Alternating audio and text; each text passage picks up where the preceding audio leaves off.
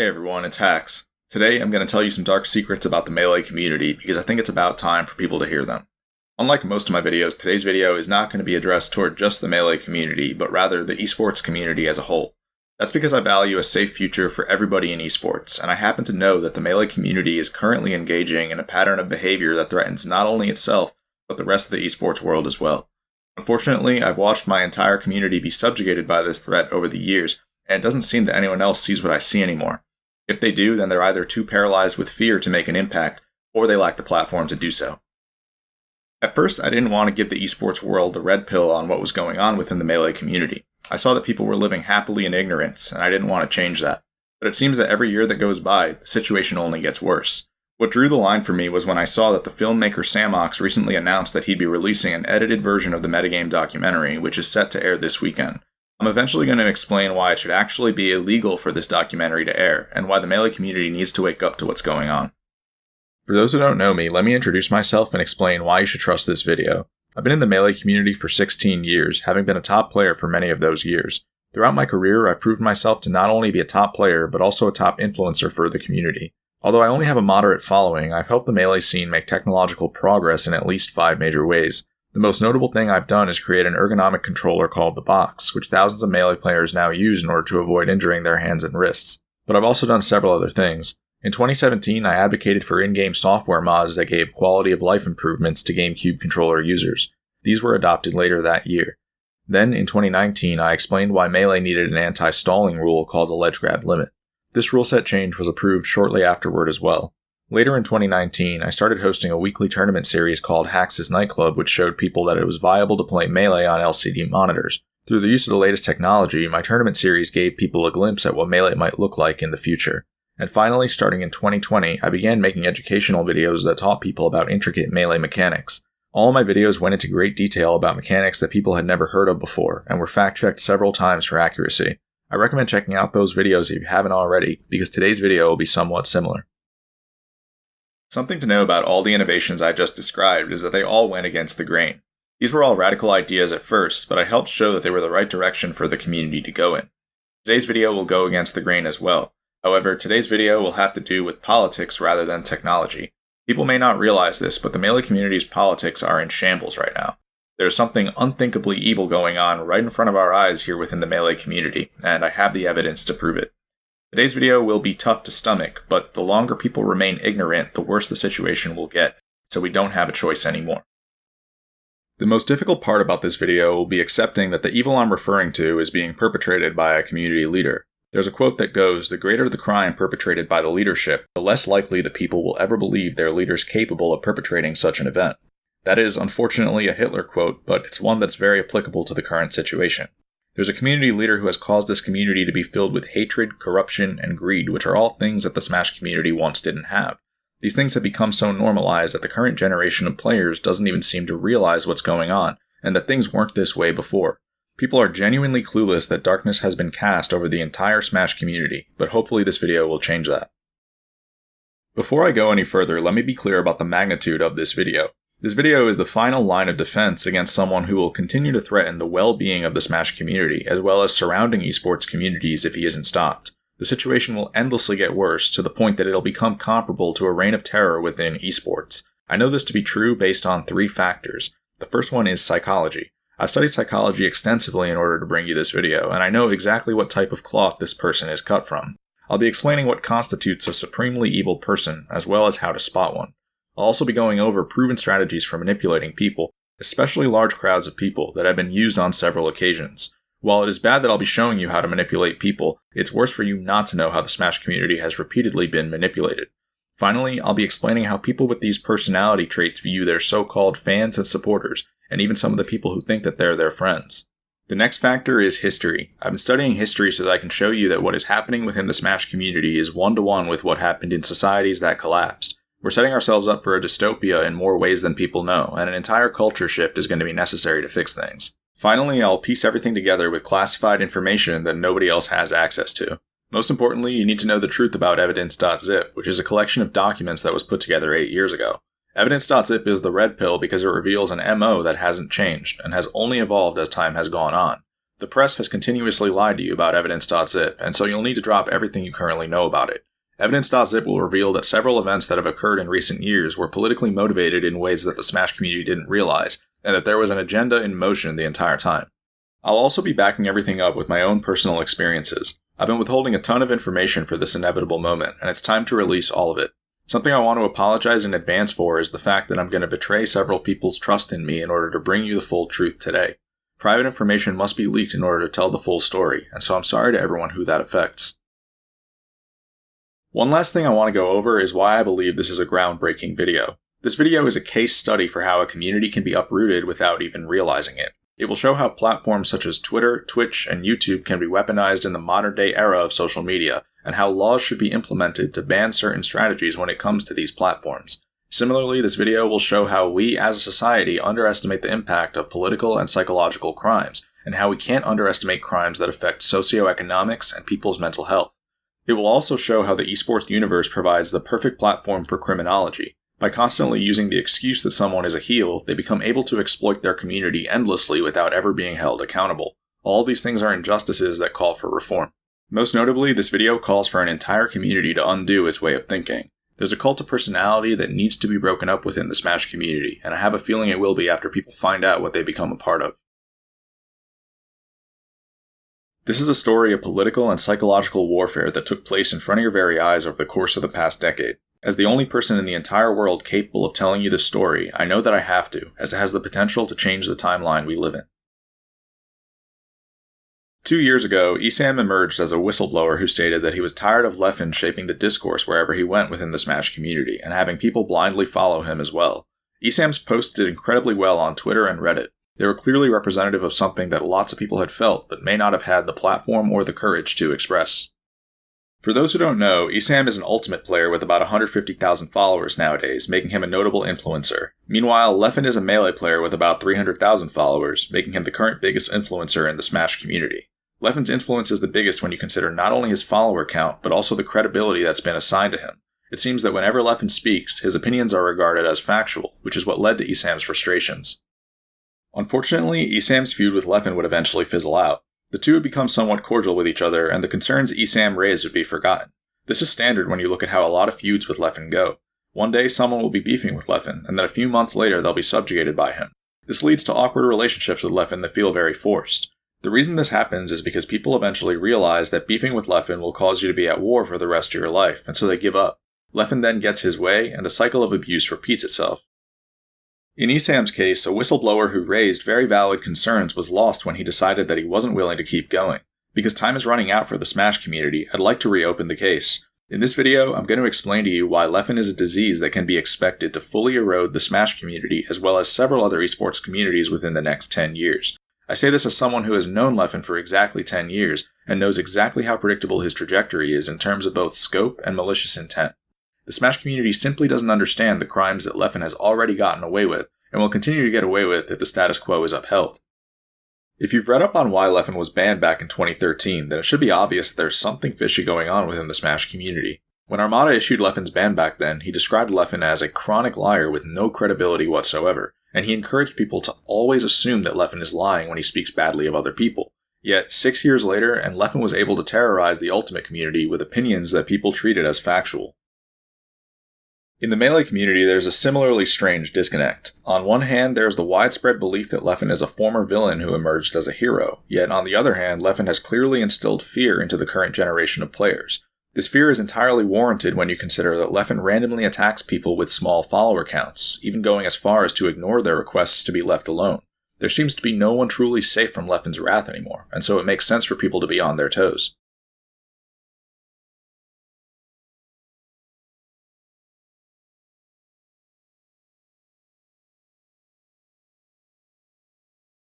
There's only one type of society in which these disconnects exist, and that is a totalitarian society. Under totalitarianism, it may not be entirely clear whether those in charge are truthful and heroic or not.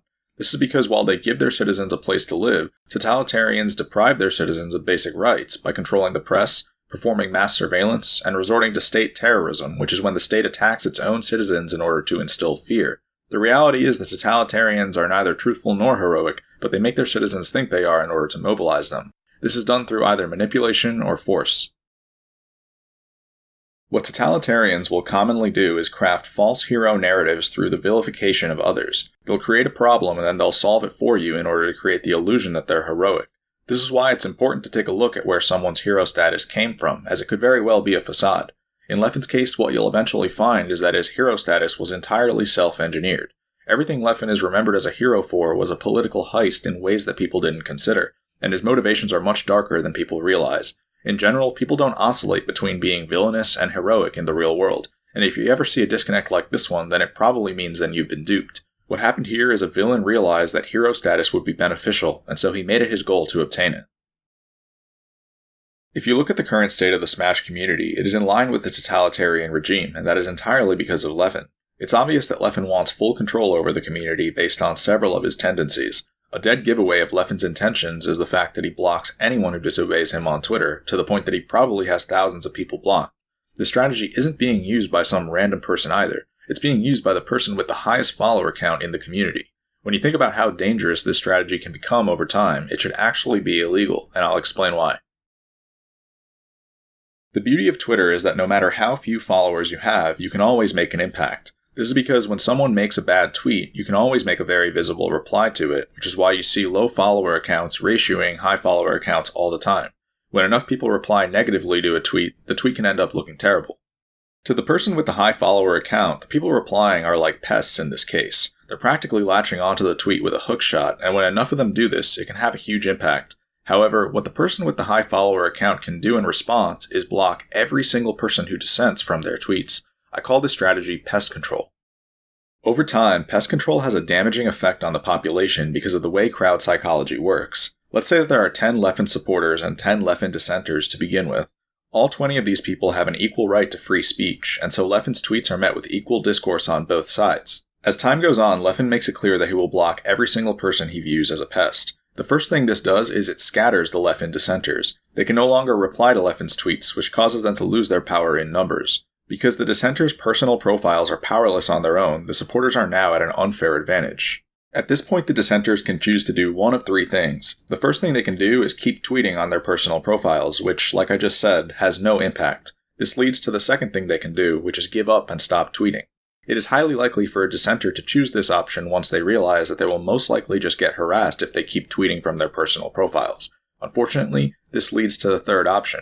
If a dissenter wants to remain involved in the conversation, then they only have one real option, and that is to turn to the dark side.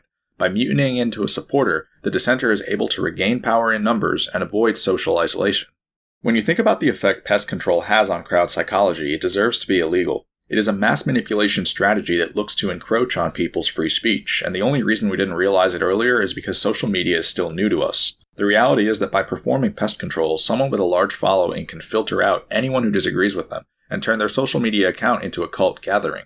Pest control is nothing more than a censorship tool, and the fact that Leffen seems to have pioneered it speaks volumes.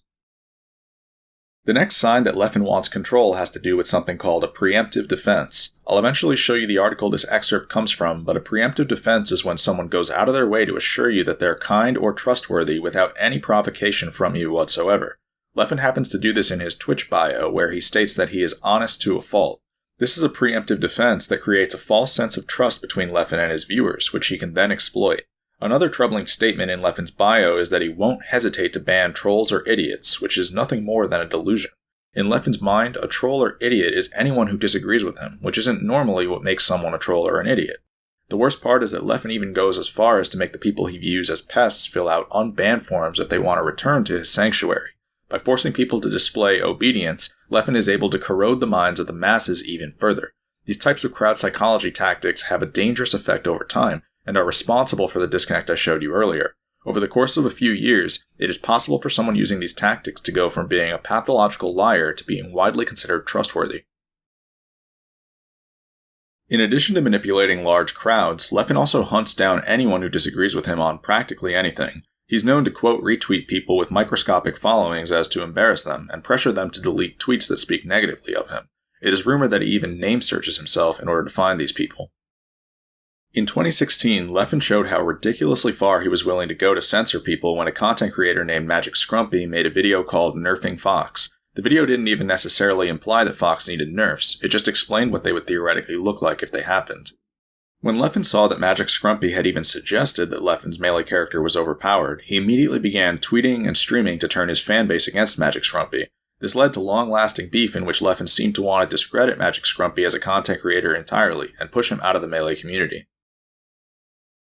Yet another thing I've noticed about Leffen is his Discord screen name, which is 2 dashes. This gives him alphabetical priority over everyone else. In this private netplay server, for example, everyone uses their regular screen name, but Leffen uses a strategic one to make people aware that he's present.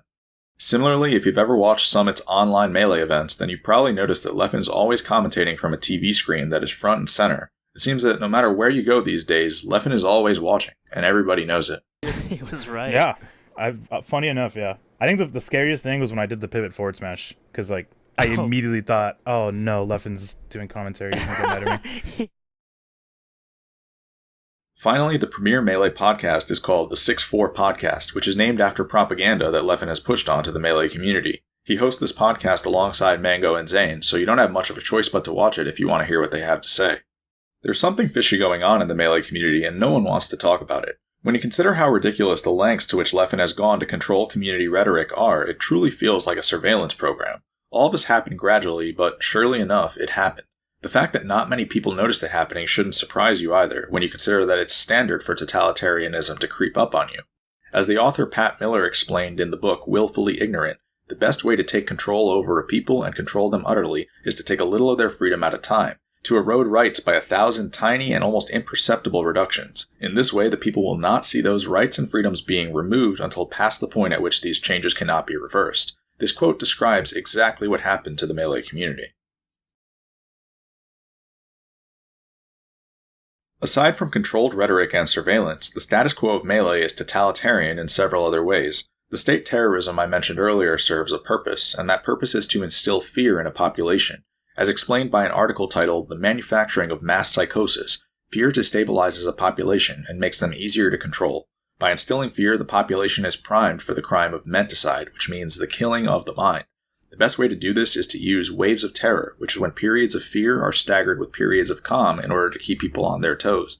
The article also warns that never before in history has there existed such effective technology for mass manipulation. Nowadays, social media allows people to quickly censor the flow of unwanted information. The same people who instilled fear can then offer a return to normalcy through a never-ending stream of propaganda. However, this comes at the expense of people's freedom. Once you realize that all the strategies I just listed are emanating from the same person, it becomes clear that a handbook is being followed. Leffen's inevitable tendency to feud with people at random has given him a hostile aura that people tend to want to steer clear of. The same exact person then floods the community with censorship, propaganda, and surveillance that we've come to accept as the norm. This pattern of behavior has only ever meant one thing historically, and none of it is a coincidence. Leffen gives off so many red flags that he's attempting totalitarianism that they're almost too easy to find. For example, one of his very first social media bios expressed genetic superiority, which is often a sign of a cruel and dehumanizing leader. Another example is the fact that Leffen has no respect for authority. He has, in fact, looked to embarrass authority on several occasions, despite the fact that we wouldn't have a scene without them. Welcome. Thank you, but I'm not happy until every aspect of godhood is like torn away, and there's only one god, and that's me.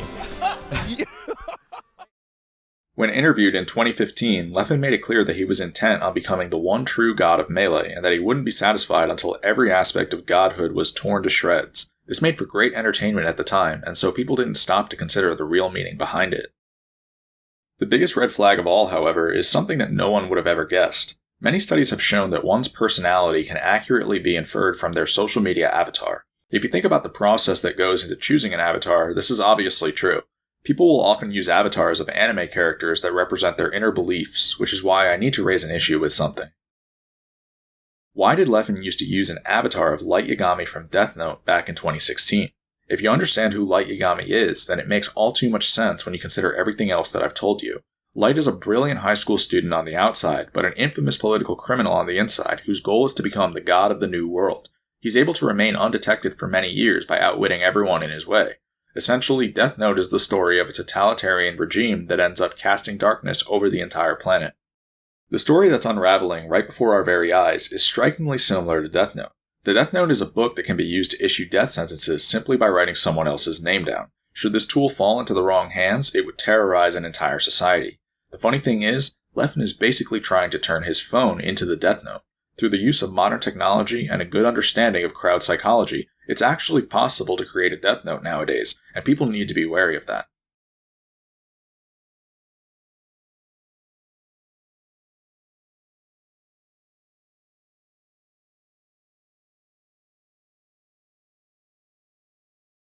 If you look at the avatars and professional photos that Leffen has used over the years, there's something in common with many of them. They're pitch black. Pitch black in terms of not only color, but tone as well. He has used avatars of demonic characters and pictures of himself grinning deviously, facing away from the camera while wearing a long black trench coat, being covered in shadows, etc. The Smash community lets Leffen play this off as though it's a villain persona, but what they fail to realize is that this all started long before Leffen was anyone relevant in the scene. Ever since Leffen's very first Smash Boards avatar, he has presented himself this way. You might be wondering why all of these troubling signs seem to be coming from the same person, so I'll give you the clinical explanation. In psychology, there is a concept called the dark triad that consists of 3 antisocial personality traits: narcissism, psychopathy, and Machiavellianism. These traits are strictly malevolent and can be thought of as the very definition of evil itself. They are what compel people to commit crimes, and they're bound to result in social distress and severe problems for an organization, especially if the dark triad is given a leadership position. This is because dark triads are ruthless manipulators who will claw their way to the top at anyone's expense. They're also interpersonally skilled, which means that while they themselves are cold, dark triads are good at understanding other people's emotions and thought processes. The next thing to know is that Leffen is technically not a dark triad, but a dark tetrad.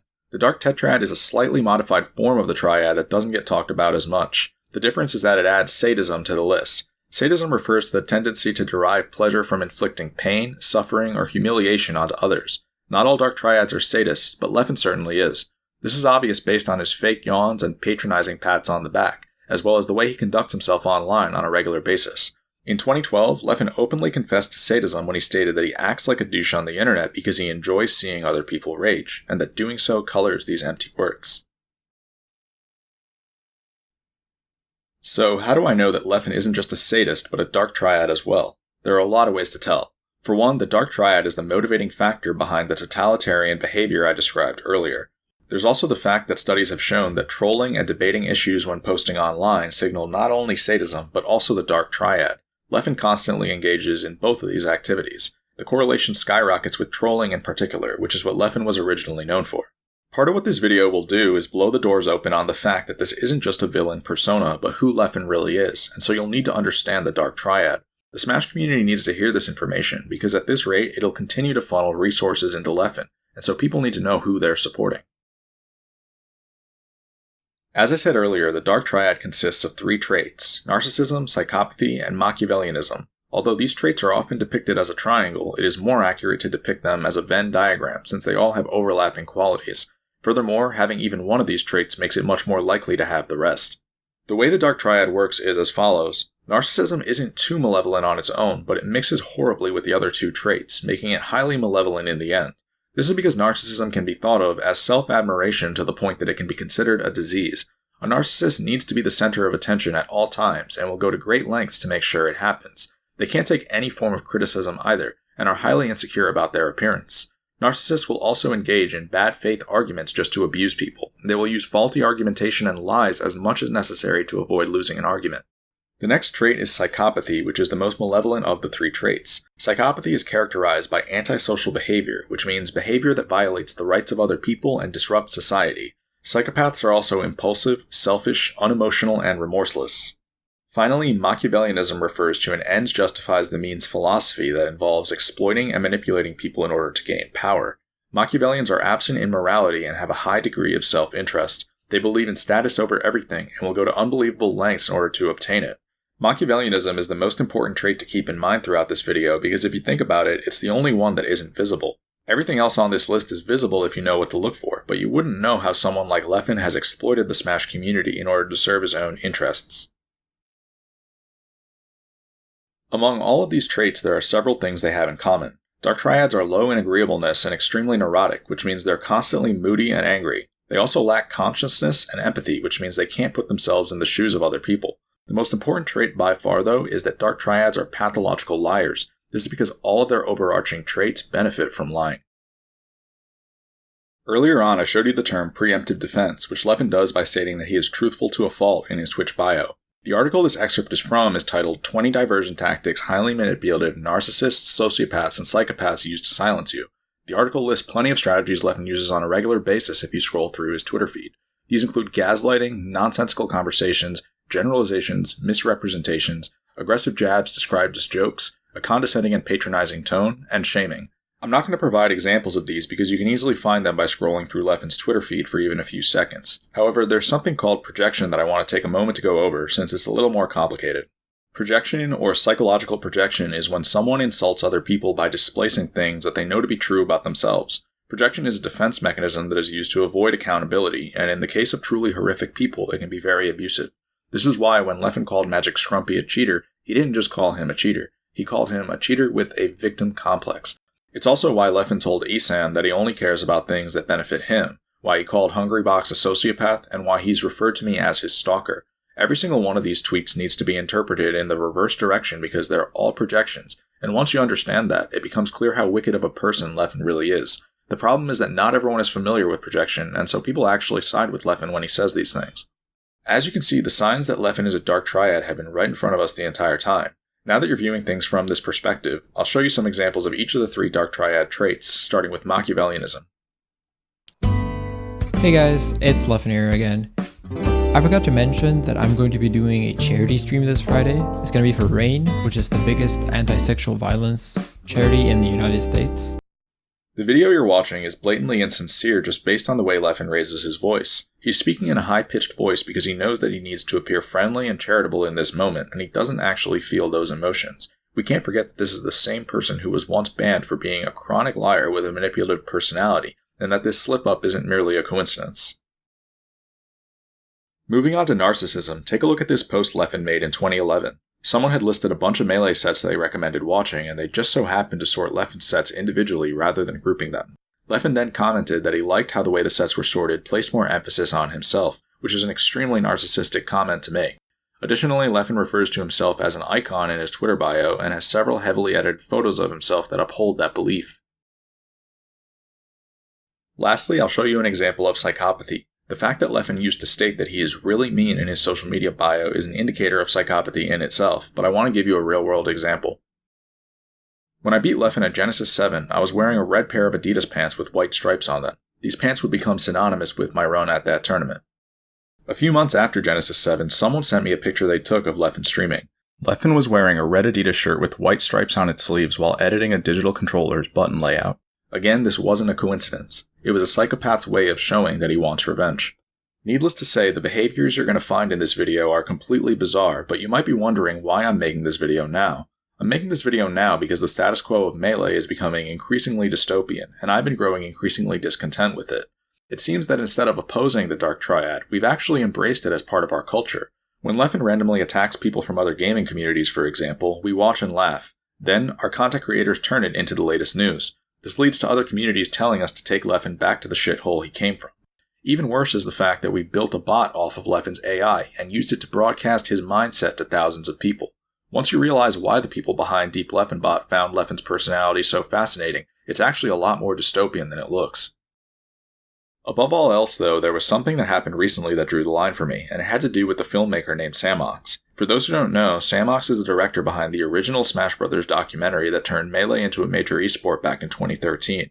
In 2020, Samox returned to us with a new documentary called Metagame, which covered the newer generation of Melee players. However, Metagame wasn't received nearly as well, largely due to what people viewed as Leffen's character assassination. Samox had chosen to show footage of Swedes who knew about Evidence.zip, and Leffen didn't like that. Even though Metagame didn't reveal too much about Evidence.zip, it was still the current generation's only glimpse at the truth, and Leffen made it clear that he wanted it taken down.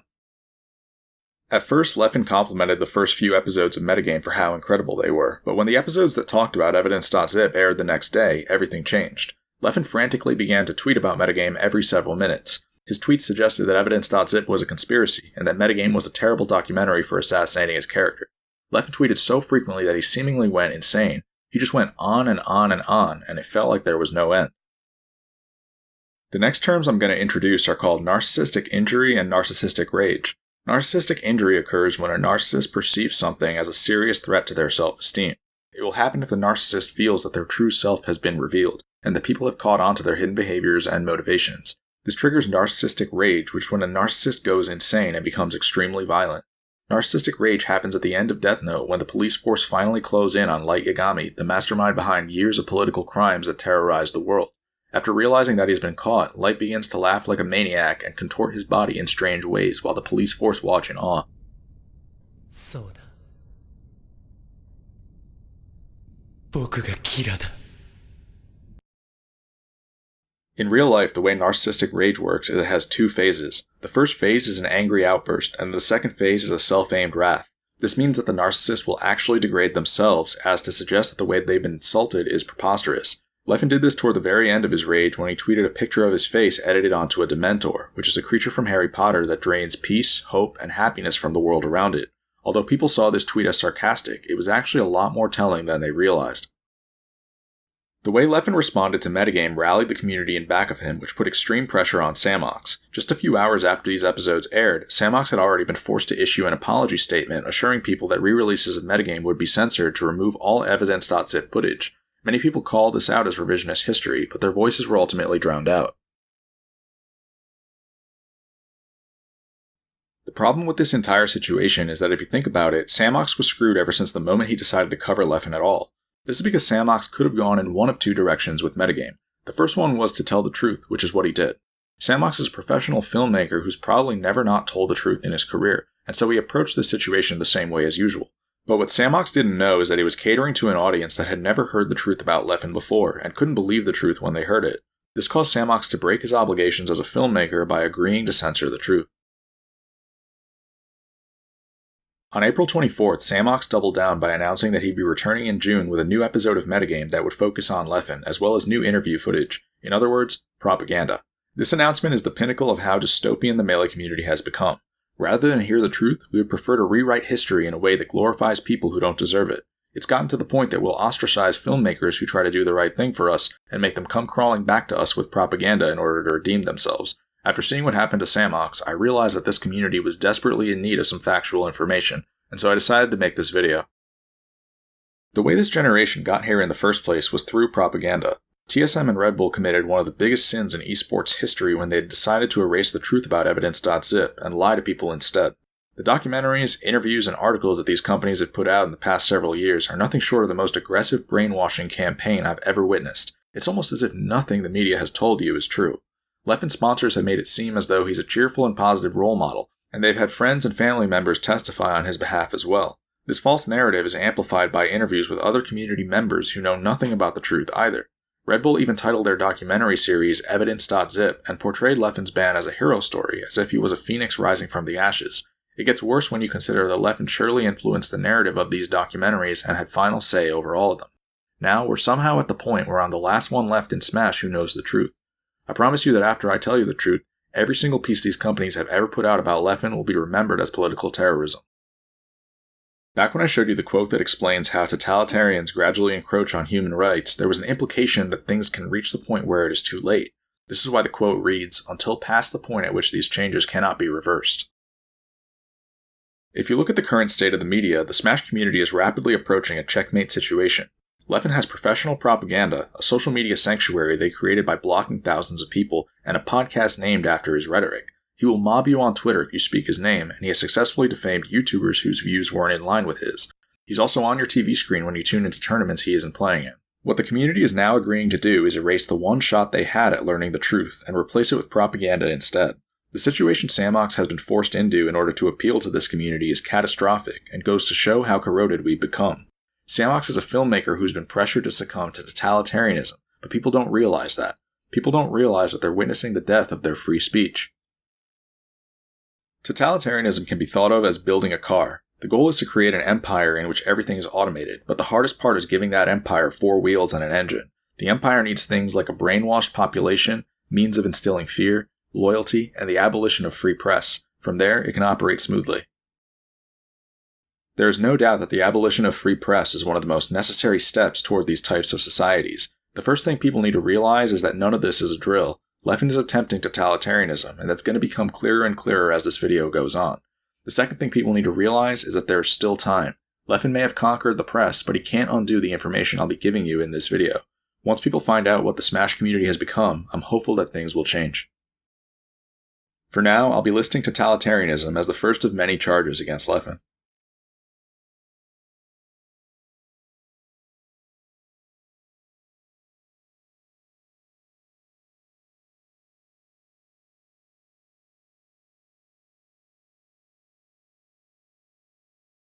I'm now going to tell you the true story behind Evidence.zip. I'm violating multiple people's privacy by doing this, but there's no other choice. 10 years ago, I made a thread on Smashboards that advocated for a ledge grab limit being added to the Melee rule set. I knew this rule needed to be implemented for a lot of reasons, but at the time, people didn't realize that. I assured people that one day they'd realize that I wasn't kidding. The same day I made my thread, a user named Leffen went well out of his way to destroy it. Leffen and I didn't even know each other, but he came across as incredibly angry and determined to undermine my credibility. He insulted me many times and told me that I was a moron for thinking that camping the ledge is broken. 8 years later, Leffen would be begging tournament organizers to implement a ledge grab limit because of how broken camping the ledge is, according to his own words. Players like HBox and Mutaking had shown that ledge camping needed to be banned by then, and so Leffen was now in agreement with what I'd been saying since 2011. Luckily for Leffen, I was working on a YouTube video about ledge camping around that same time. My video went in depth about why a ledge grab limit was needed, and would end up convincing the community that I was right all along. Leffen had no choice but to endorse my video at that point, but you can see how even then, he did so in a reluctant tone. The problem with today's situation is that when Leffen throws a narcissistic tantrum like the one he threw in 2011, thousands of people will actually listen to him. Back then, this wasn't as much of an issue, but it was still a huge one. As time went on, Leffen would destroy many of my threads even though I'd never done anything to him, and it began to intrude on my free speech pretty severely. In February 2012, I'd had enough, and so I condemned Leffen in a post that told him to never use my name again. I also let him know that he was a menace who would inevitably cause the community problems in the future. After I made my post, Leffen's harassment didn't just get worse, it turned into stalking. I couldn't really go anywhere on the boards without Leffen being there, and it began to affect me a lot as a teenager. Smashboards was the only form of social media back then, and so this reached the point of me not wanting to sign onto social media at all.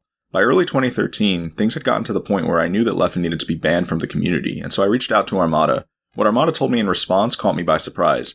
Armada told me that there was already a team of Swedes working to ban Leffen, and that I was welcome to join them. This is how I became involved with Evidence.zip. When Armada declared Leffen's ban official on February 9, 2013, he published some but not all of Evidence.zip. This is because Evidence.zip consisted of two parts, public forum posts and private testimonies. What you're looking at is the folder that was originally distributed to the public, which contained the forum posts. I'm the one who compiled the document with Leffen's Smashboards forum posts, which is why some people think I created Evidence.zip. I didn't necessarily create Evidence.zip, because other than that, I was just another person who testified. However, it is true that I bridged the gap between Sweden and North America. The private testimonies within Evidence.zip were never released due to their private nature. I'm going to betray several of my friends by showing them to you, because the world needs to see them. Evidence.zip consisted of 3 Swedish players, 3 Swedish TOs, and 3 American players. One of the American players and all 3 of the Swedish players are what we'll call prospects. These were people who felt that Leffen had made it his goal to remove them from the Smash community. I just so happened to be the sole American prospect. Other than that, there were 5 more people who felt that what they witnessed was more than enough to warrant banning Leffen. Armada was one of those 5 people. There's also a 10th document titled Letter to Genesis 3 Staff that was written by the Swedes collectively. Genesis 3 was originally supposed to happen in summer 2013, hence the title of the letter. There's only one document I can't show you, and that is the 3rd Swedish Smasher's testimony. There are reasons I can't get into this testimony, so I'll be skipping it. Other than that, I'll be showing you excerpts from each of these testimonies.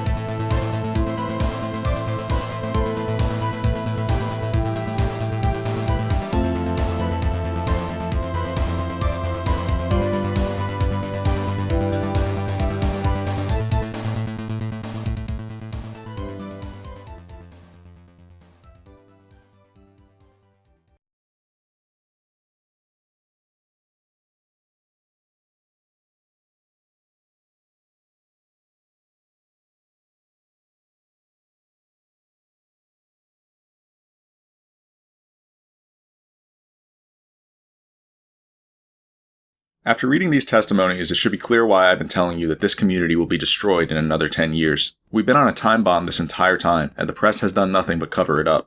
Several of the people who testified for Evidence.zip were able to predict that Leffen had the potential to fully erode the Smash community, even internationally, if he wasn't banned. That was 8 years ago. The fact that I can look at the state of Smash in 2021 and reasonably compare it to totalitarianism means that the prophecy has become all too real. Throughout his career, Leffen has lied about the origins of Evidence.zip. Clearly, it wasn't the conspiracy he wants you to believe it was. Evidence.zip was a collective warning that Leffen is a dark tetrad with the potential to fully erode the Smash community, and the fact that this was kept hidden from people is nothing short of a travesty. An especially important quote from Evidence.zip that I want to highlight is one from Armada's testimony. This is the quote that states, "At one point, Leffen basically told me and another Swedish smasher that he thinks humans shouldn't show as much respect toward each other as they do most of the time." This quote reveals that Leffen is not only a Machiavellian, but high on the Machiavellian scale, meaning he believes that empathy is naive and that deception is necessary in order to get ahead. Essentially, high Machs view people as chess pieces that can and should be used in order to serve one's self-interests. I'm pointing this out because, as I told you earlier, Machiavellianism is the most important dark triad trait to keep in mind. It is the trait that will cause us to have to go back and reinvestigate several of the things that Leffen has done in order to determine how they may have been politically motivated. As you'll eventually find out, you should never underestimate the degree of bad faith and pathological lying that high Machs such as Leffen will utilize. Another important aspect of Evidence.zip is that it reveals Leffen's MO. From an early age, Leffen showed that he would latch onto prospects who he'd choose on a whim, then hunt them down until their careers were over. He would go to any lengths necessary to defraud these prospects, using strategies such as blackmail, gaslighting, and rumor spreading in order to ruin them. At first, these prospects seemed to be limited to those with physical or mental handicaps, but as time went on, Leffen began to target people for political reasons as well. I know this because I was the first person he chose for these purposes. In my case, Leffen seemed to dislike the fact that I had respected opinions that could potentially challenge his rhetoric, and so he wanted me gone. Unsurprisingly, Leffen has continued to target people who could challenge his market share for similar reasons in recent years. This would happen right in front of everyone's eyes, but it was well disguised, and so people failed to realize that there was a pattern.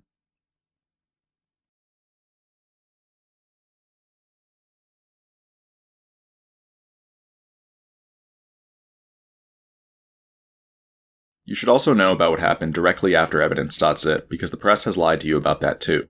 Directly after Leffen was banned, he made it clear that Evidence.zip was a conspiracy and that he'd been wronged. He even said that he wanted to leave his past behind and cut ties with the Smash community. But on March 21st, 2013, Leffen had a change of heart. He suddenly decided that he was sorry for everything, and he confessed to several of the things that he had done, citing depression and anxiety as the motivating factors. The apology Leffen issued got covered by the Score Esports' documentary on him from 2018, which has 1.5 million views. It's the apology that people cite to this day, and the one that people believe is real.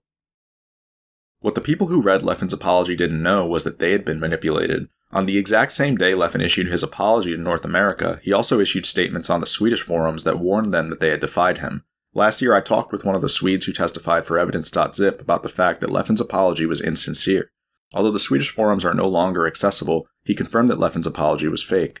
This is made even more obvious by an excerpt from the letter to Genesis 3 staff, which explains how Leffen initially responded to being banned over in Sweden. The excerpt explains that Leffen had condemned the Swedes to the point that he seemed to want to take revenge on them. The excerpt also warns the reader that Leffen is someone who will endlessly claim victim status in order to evade accountability, which is exactly what he did in his fake apology.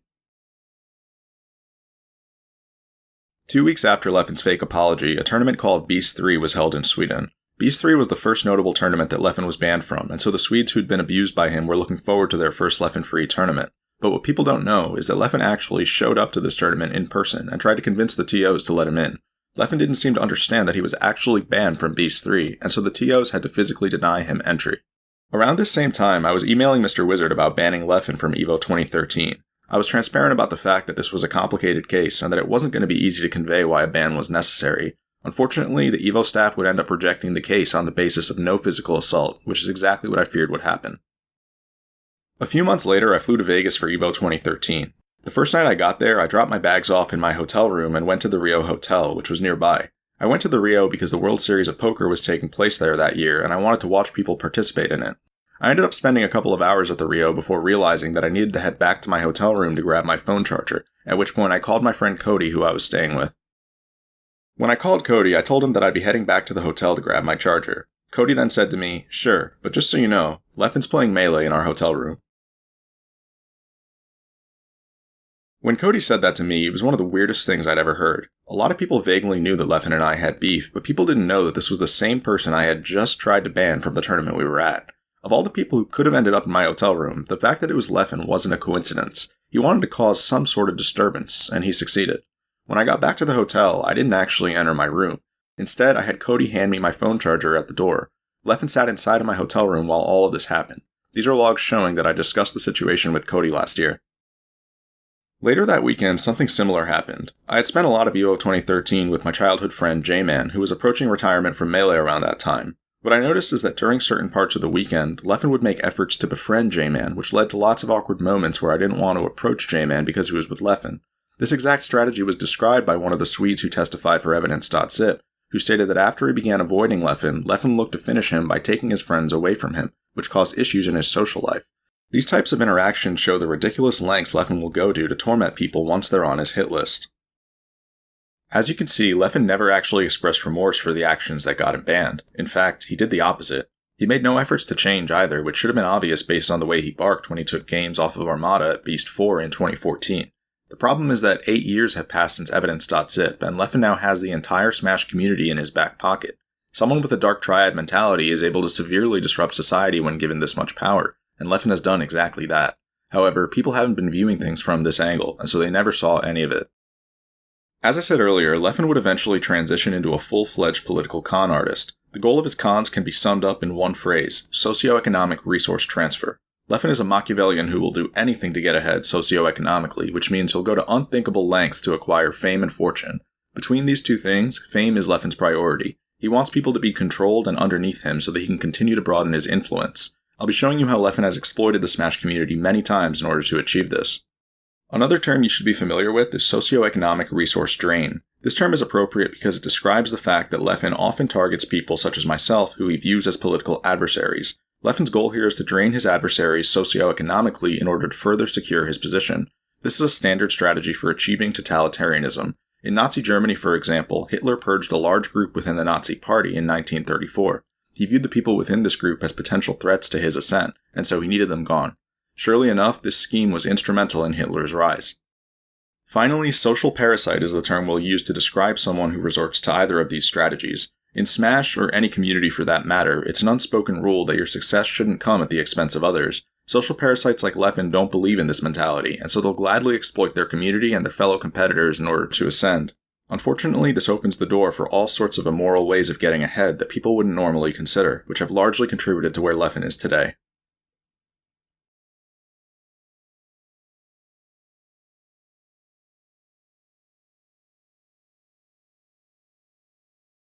Now that the stage is set, I'm going to begin listing manipulation tactics that Leffen uses on a regular basis. The first one is called the totalitarian tiptoe, or tiptoeing for short.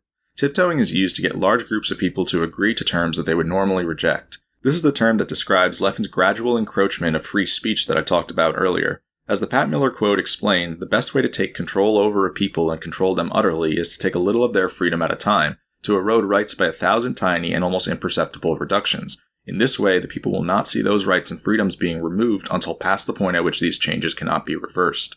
The idea here is that the best way to erode people's rights is to do it gradually so that nothing happens abruptly enough to raise eyebrows. Over time, this can cause people to fail to realize that they've agreed to massively disadvantageous terms, such as the fact that Leffen is on the verge of reaching full censorship. Basically, don't skip from A to Z or else people will notice. Instead, advance a couple of letters at a time. Now that you know about tiptoeing, I want to start by showing you that nothing has changed since Evidence.zip and that Leffen is still the same malicious person in the year 2021. At the very end of last year, I announced that I'd be hosting an online version of my tournament series Hax's Nightclub starting on January 2nd, 2021. The trailer stated that I'd be hosting a tournament every Saturday that didn't already have a tournament happening on that date. This is standard practice in the Smash community. We host tournaments for the good of the community, and so we don't overrun each other's tournaments.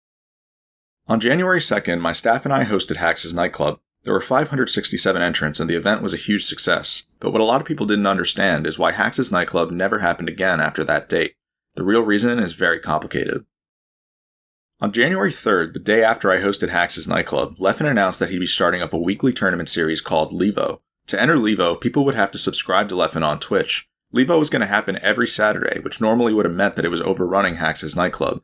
The catch, though, is that Levo was a European event, and so no one batted an eye. Not even my staff saw what Leffen had just done, but I knew precisely what this meant. Leffen was tiptoeing, and he would soon look to overrun Hax's nightclub entirely. If Leffen had announced the North American event on Saturdays, it would have raised too many eyebrows, so what he needed to do instead was take baby steps. Within a few weeks, he was inevitably going to expand Levo to North America. Once I saw this, I knew exactly what I needed to do. I was going to trade my entire tournament series to mount my case against Leffen, and so I shut down Hax's nightclub. The interesting thing, though, is that nobody knew that there wasn't going to be another event. Not even my own staff knew the truth. I'd begun to lie to everybody by telling them that the next event would be on January 23rd. I even announced this in the Hax's nightclub Discord server. The reason I announced January 23rd as the next date was because there were upcoming tournaments on the next 2 weekends, and so if I was actually going to host another event, then I would have had to schedule around them. But I was only looking for one thing here, and that was to make Leffen take the next step on January 23rd. I would then be able to show this to people later. The tournament that happened the week after my event was called Galint. I ran fake ads at Galint because I needed to be absolutely sure that Leffen would see them. The ads said that the next Hax's nightclub would fall on January 23rd. Then, on January 14th, the inevitable happened when Leffen announced that the Levo he'd be hosting on January 23rd would have a North American bracket. Because of how inconspicuously Leffen slipped this in, no one even noticed that he had just overrun another tournament. January 23rd is also when Leffen would start calling it Saturday Night Levo, which is a direct shot at Hax's nightclub. Before I go any further, let me explain why this is so significant. Leffen wanted to overrun my tournament in order to weaken his longtime adversary. However, he knew that if his original announcement on January 3rd said that he'd be hosting a North American tournament on Saturdays, people would have brought up the fact that the East Coast had just gotten a major tournament series, and that he was blatantly overrunning it. So instead, Leffen started by hosting an EU-only tournament. Then, 2 weeks later, he slipped in an announcement that he'd be adding a North American bracket. This allowed Leffen to overrun Hax's nightclub without anyone noticing. The steps Leffen took reveal a high degree of Machiavellianism. Not only does this show that Leffen has the capacity to manipulate the community, but it also shows complete disregard for the community. Whereas Hax's nightclub was a free event, Levo requires you to sub to Leffen on Twitch, which means Leffen was willing to take a free event away from the community. This also shows the capacity for resource transfer, resource drain, and socially parasitic behavior. Leffen's con may have been directed at me, but he was willing to exploit the community in order to execute it. One of the reasons I shut down Hax's nightclub completely was because I wanted to see how Leffen would lie to people afterward. This would end up happening a month later. On February 27th and 28th, there was going to be a major European event called The Upset. The Upset was being held by Poilon, a company that had recently gotten into Smash. The Upset singles bracket was going to take place on Sunday, February 28th, while Leffen would host Levo on Saturday the 27th. A few days before that weekend, Leffen's narcissism kicked into full gear. He started criticizing The Upset for starting its Sunday bracket at 11 a.m., as this would make it difficult for him to host Levo, then sleep, and enter The Upset the next day. He started to make lots of other criticisms as well. Things got to the point that The Upset's head TO had to step in and tell Leffen to stop shitting on his team's hard work, and that no one was forcing Leffen to enter The Upset. The TO also accused Leffen of overrunning his event, since it would have been common courtesy for Leffen to not host Levo at all that week so that the first day of The Upset could do better.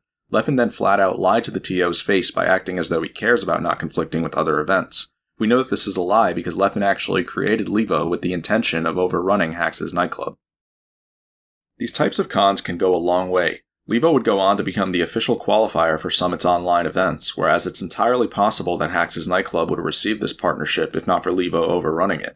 Like I said though, I was willing to trade my tournament series so that I could show you this. The moment I saw Leffen's announcement on January 3rd, I knew that I had the opportunity to catch him in a string of lies.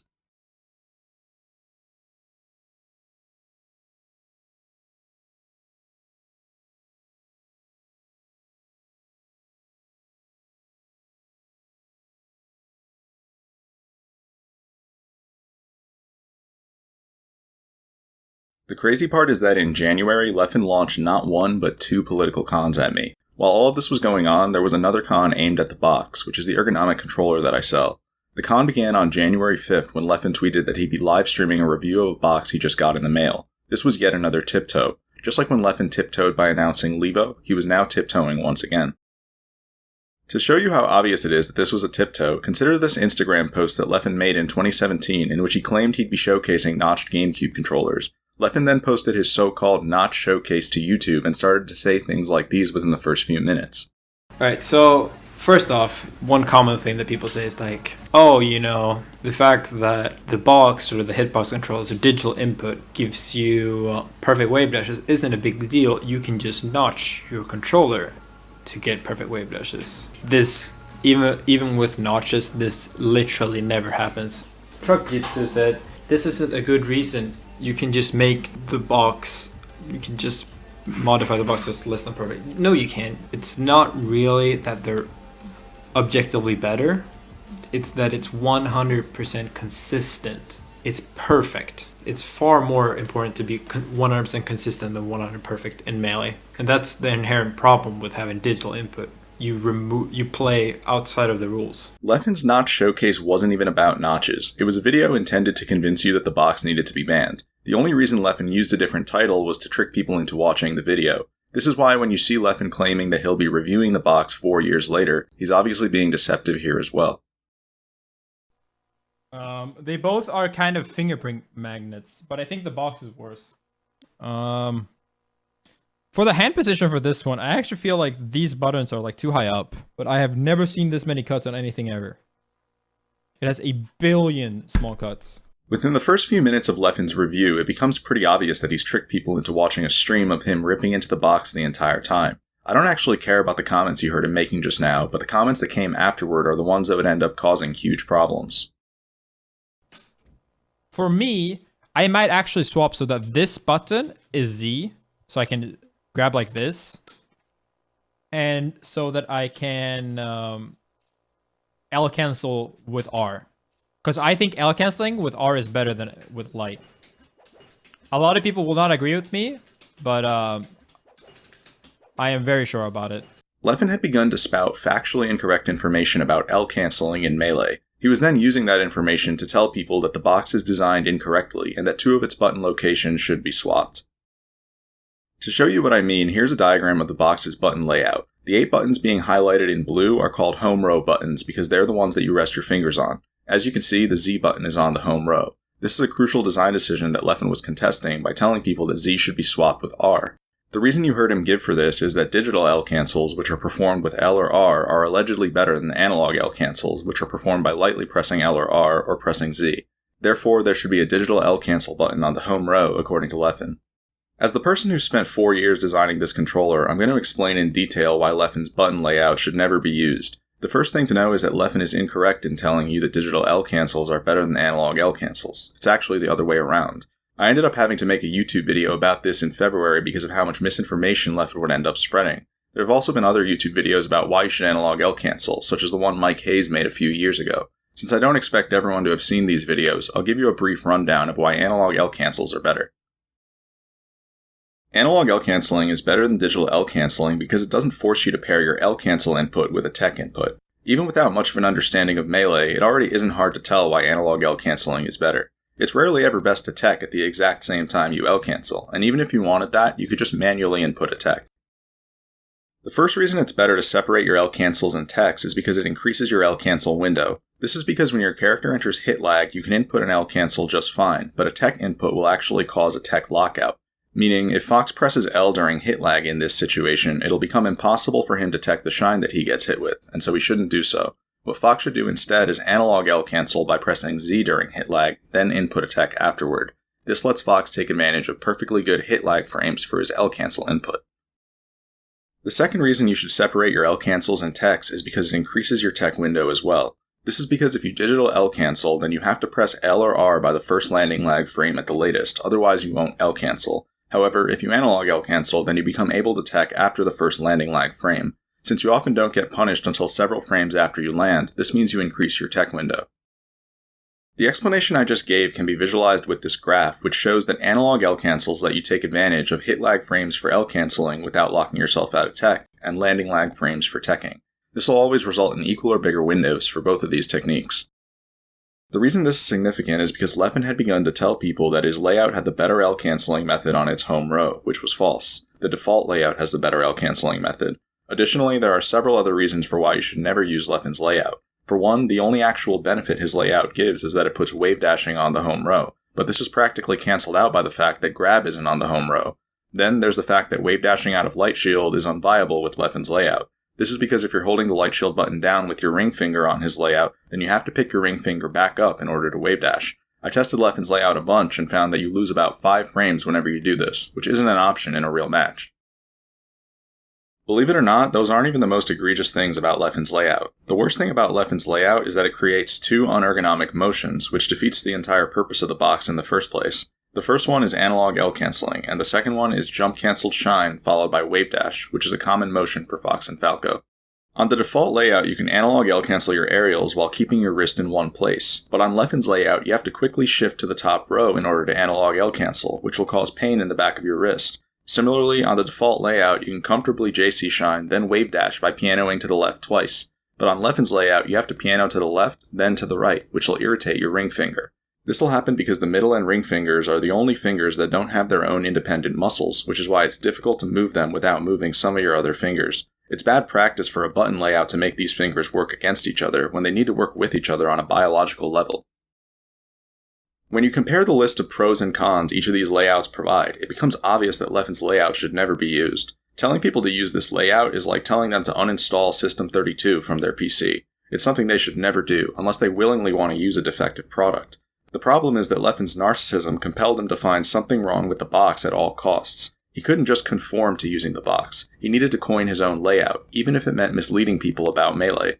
Leffen would end up doing this by insisting that digital L cancels are better than analog L cancels, as this would give him the angle that his layout has the better L canceling method on its home row. Over the course of the next few weeks, Leffen would display the willful and malicious intent to lie about this game mechanic. After Leffen began broadcasting on January 5th, the false claim he had made about L canceling quickly made its way to the box Discord server. A moderator named Haystack immediately pointed out that Leffen's L canceling argument was faulty because analog L cancels give you the choice over when to tech, which means they're always equal or better than digital L cancels. Haystack was correct. However, the belief that digital L cancels are better would begin to gain traction just because Leffen had said so. The first attempt to correct Leffen was made just a few minutes later. No one in Leffen's chat had contested what Leffen was saying despite it being wrong, so a box moderator named Slamist felt the need to intervene. He told Leffen that analog L cancels are better than digital L cancels. Take a look at what ended up happening to him. User Slamist. On timeout? Yeah, sounds about right. Melee is not for the average person.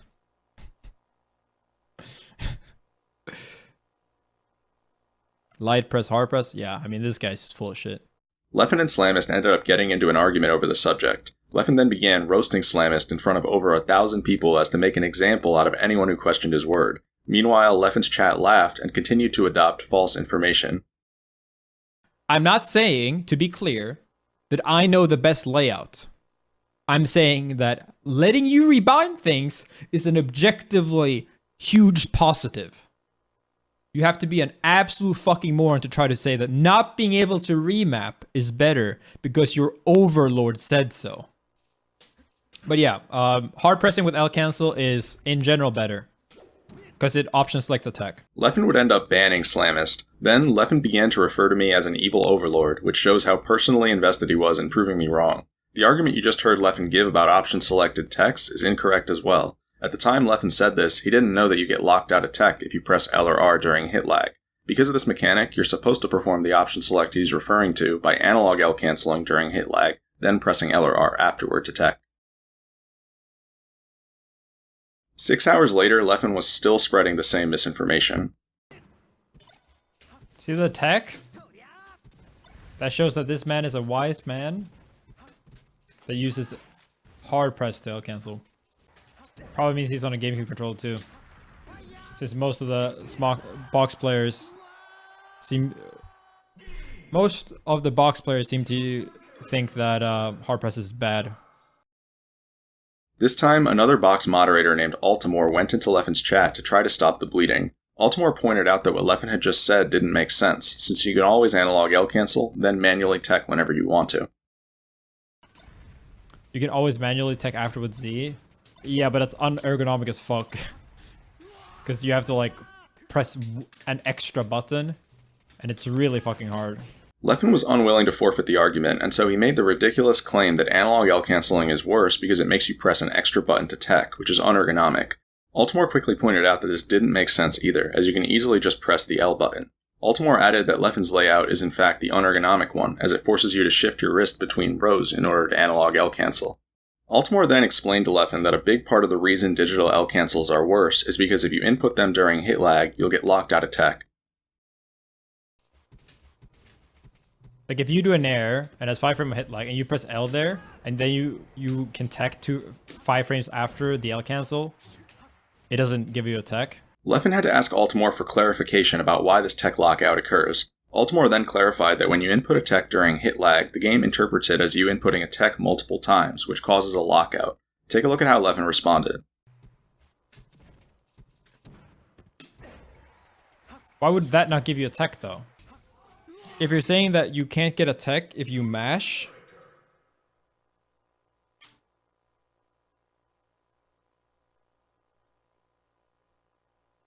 can't mash tech. Leffen's response revealed that he didn't know one of the most basic rules of teching, which is that you'll get locked out of tech if you mash the input. Another person in Leffen's chat even intervened to correct him about this detail. At this point, Leffen absolutely needs to forfeit the argument. He flat out doesn't know what he's talking about and needs to educate himself on several mechanics before continuing. Any normal person would realize that they're in the wrong by now, but take a look at what Leffen does instead.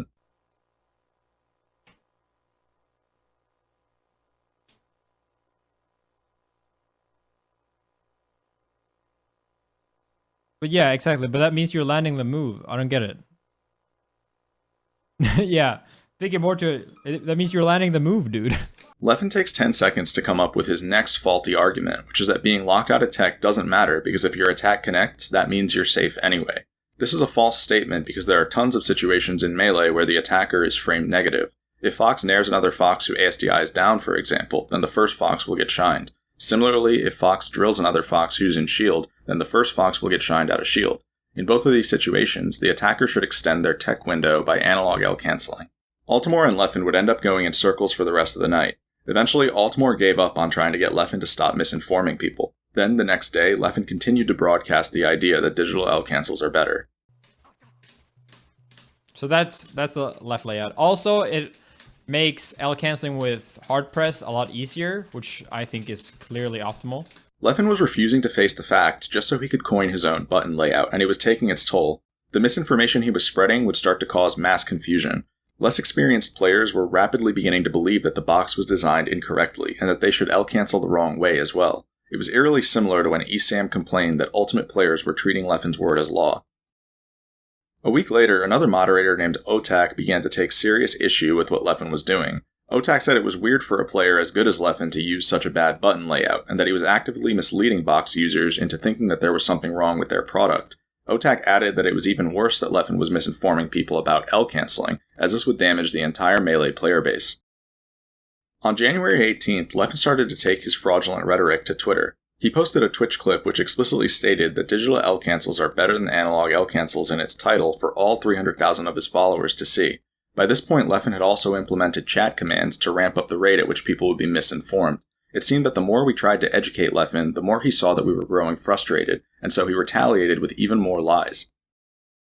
At this point, Otak had seen enough, and so he confronted Leffen in a separate Discord server about the misinformation he'd been spreading. This would mark the third attempt to get Leffen to stop lying. Just like with Altimore, Otak's conversation with Leffen went nowhere. Leffen would insult Otak multiple times and make generalizations that kept things going in circles endlessly. After Leffen continued to refuse to see Otak's points, Otak gave up on trying to talk to him, and ended the conversation by saying that there's no world in which digital L-cancels should be viewed as a silver bullet solution. In Otak's own words, a much more reasonable stance would be to analog L-cancel, then consciously choose when to tech. These words unfortunately never made their way through to Leffen. Leffen's rhetoric would end up causing an indescribable amount of damage over the course of January. I would estimate that hundreds of Melee players began to L-cancel incorrectly and believe that the box was designed incorrectly during this time period. After working on the box for 4 years, witnessing this happen to my community was incredibly disheartening. At first, I would give descriptive responses to customers who asked questions about what Leffen was saying, but as time went on, I began to lose my tolerance, and it showed in my responses. On January 1st, a customer named Treelock said that he was trying out the R&Z swap because it had been recommended by not only Leffen, but another Swedish player named Pipsqueak as well. I responded by saying that Pipsqueak is Leffen's bitch, as to imply that Pipsqueak would simply parrot anything that Leffen said, and that it didn't make the R&Z swap any better. Pipsqueak then cherry-picked this statement and took it to Twitter on February 4th, which made me look like a bad person for saying this about him. His tweet provided no context, but it began to get decent traction. I had now somehow managed to find myself in a bad PR situation because of Leffen's lies. When I saw Pipsqueak's tweet, I responded with a tweet that I've since deleted. The tweet read, frauds like you and Leffen are actively damaging the Box community by advising people to swap the locations of R and Z. If you're going to advise people to use a bad button layout, then you've got blood on your hands. Deal with it. I'm sure people still remember this tweet because it gets referenced to this day. No, my tweet wasn't polite whatsoever, but that's because my company had been getting defrauded for the past month by a pathological liar. Unfortunately, Twitter didn't see things this way, and so I ended up getting ripped on for several weeks. Pipsqueak would make follow-up tweets suggesting that people should stop listening to me, and other people made tweets that joked about how much I had taken offense to a button swap. Yet as I've shown you, swapping certain button locations can completely destroy the box, and I was simply trying to protect my customer base. After I deleted my tweet on February 4th, I issued an apology statement in which I said that I'd acted unprofessionally. My apology was insincere and was only meant to perform damage control. I'd done absolutely nothing wrong, and I shouldn't have ever been in this situation. I consider my apology very similar to Samox's statement from December in which he apologized for telling you the truth about Evidence.zip. We're at the point where companies and filmmakers can find themselves in bad PR situations if they don't conform to Leffen's lies. It's incredibly dystopian, but it's also the reality. After seeing me end up in a bad PR situation, Otak actually quit the Melee community that same night. I later asked him if he was really done, and he confirmed that he was, because according to him, Leffen had ruined the community. Otak compared Leffen to Trump in the sense that they both cultivate ignorance in their audiences and plan out everything politically in ways that people don't see. Even after February 4th, Leffen would continue to spread his rhetoric, but now Leffen wasn't just going after L canceling. He was completing the con by going after the box's layout. But I was thinking that, like, you know, for the layout stuff, like for the box layout, it's actually crazy how much better my layout is. The more I play and the more I think about things, the more I realize, like, how bad the default one is. Remember when I said that if Leffen were to throw a narcissistic tantrum like this one nowadays, it would cause serious problems? Now you know that I wasn't kidding. Leffen chose to set up his stream every day and knowingly lie about game mechanics in a way that would damage my company's customer base and PR. I even ended up having to make a YouTube video to debunk the lies he was spreading, but it's not like my video undid nearly all of the damage. After I made my video, Axe contacted me in private to thank me for making it. He said that he didn't know why so many people had been L-canceling the wrong way lately, so I told him it was because Leffen had been lying to people. He lied to people day after day after day, and abused the fact that a lie told often enough becomes the truth.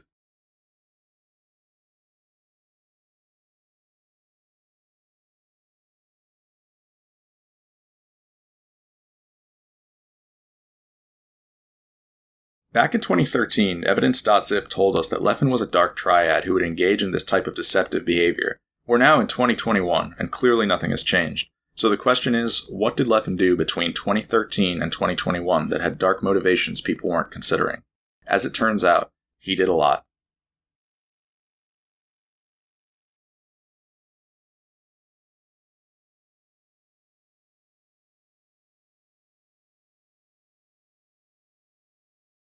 In my opinion, Leffen's political cons began in 2017, and they all started with when I needed to legalize the box controller I'd been designing. The box has gone on to help thousands of Melee players in need of an ergonomic controller, and so thousands of careers were on the line back when its legality was being decided. But Leffen didn't care about that.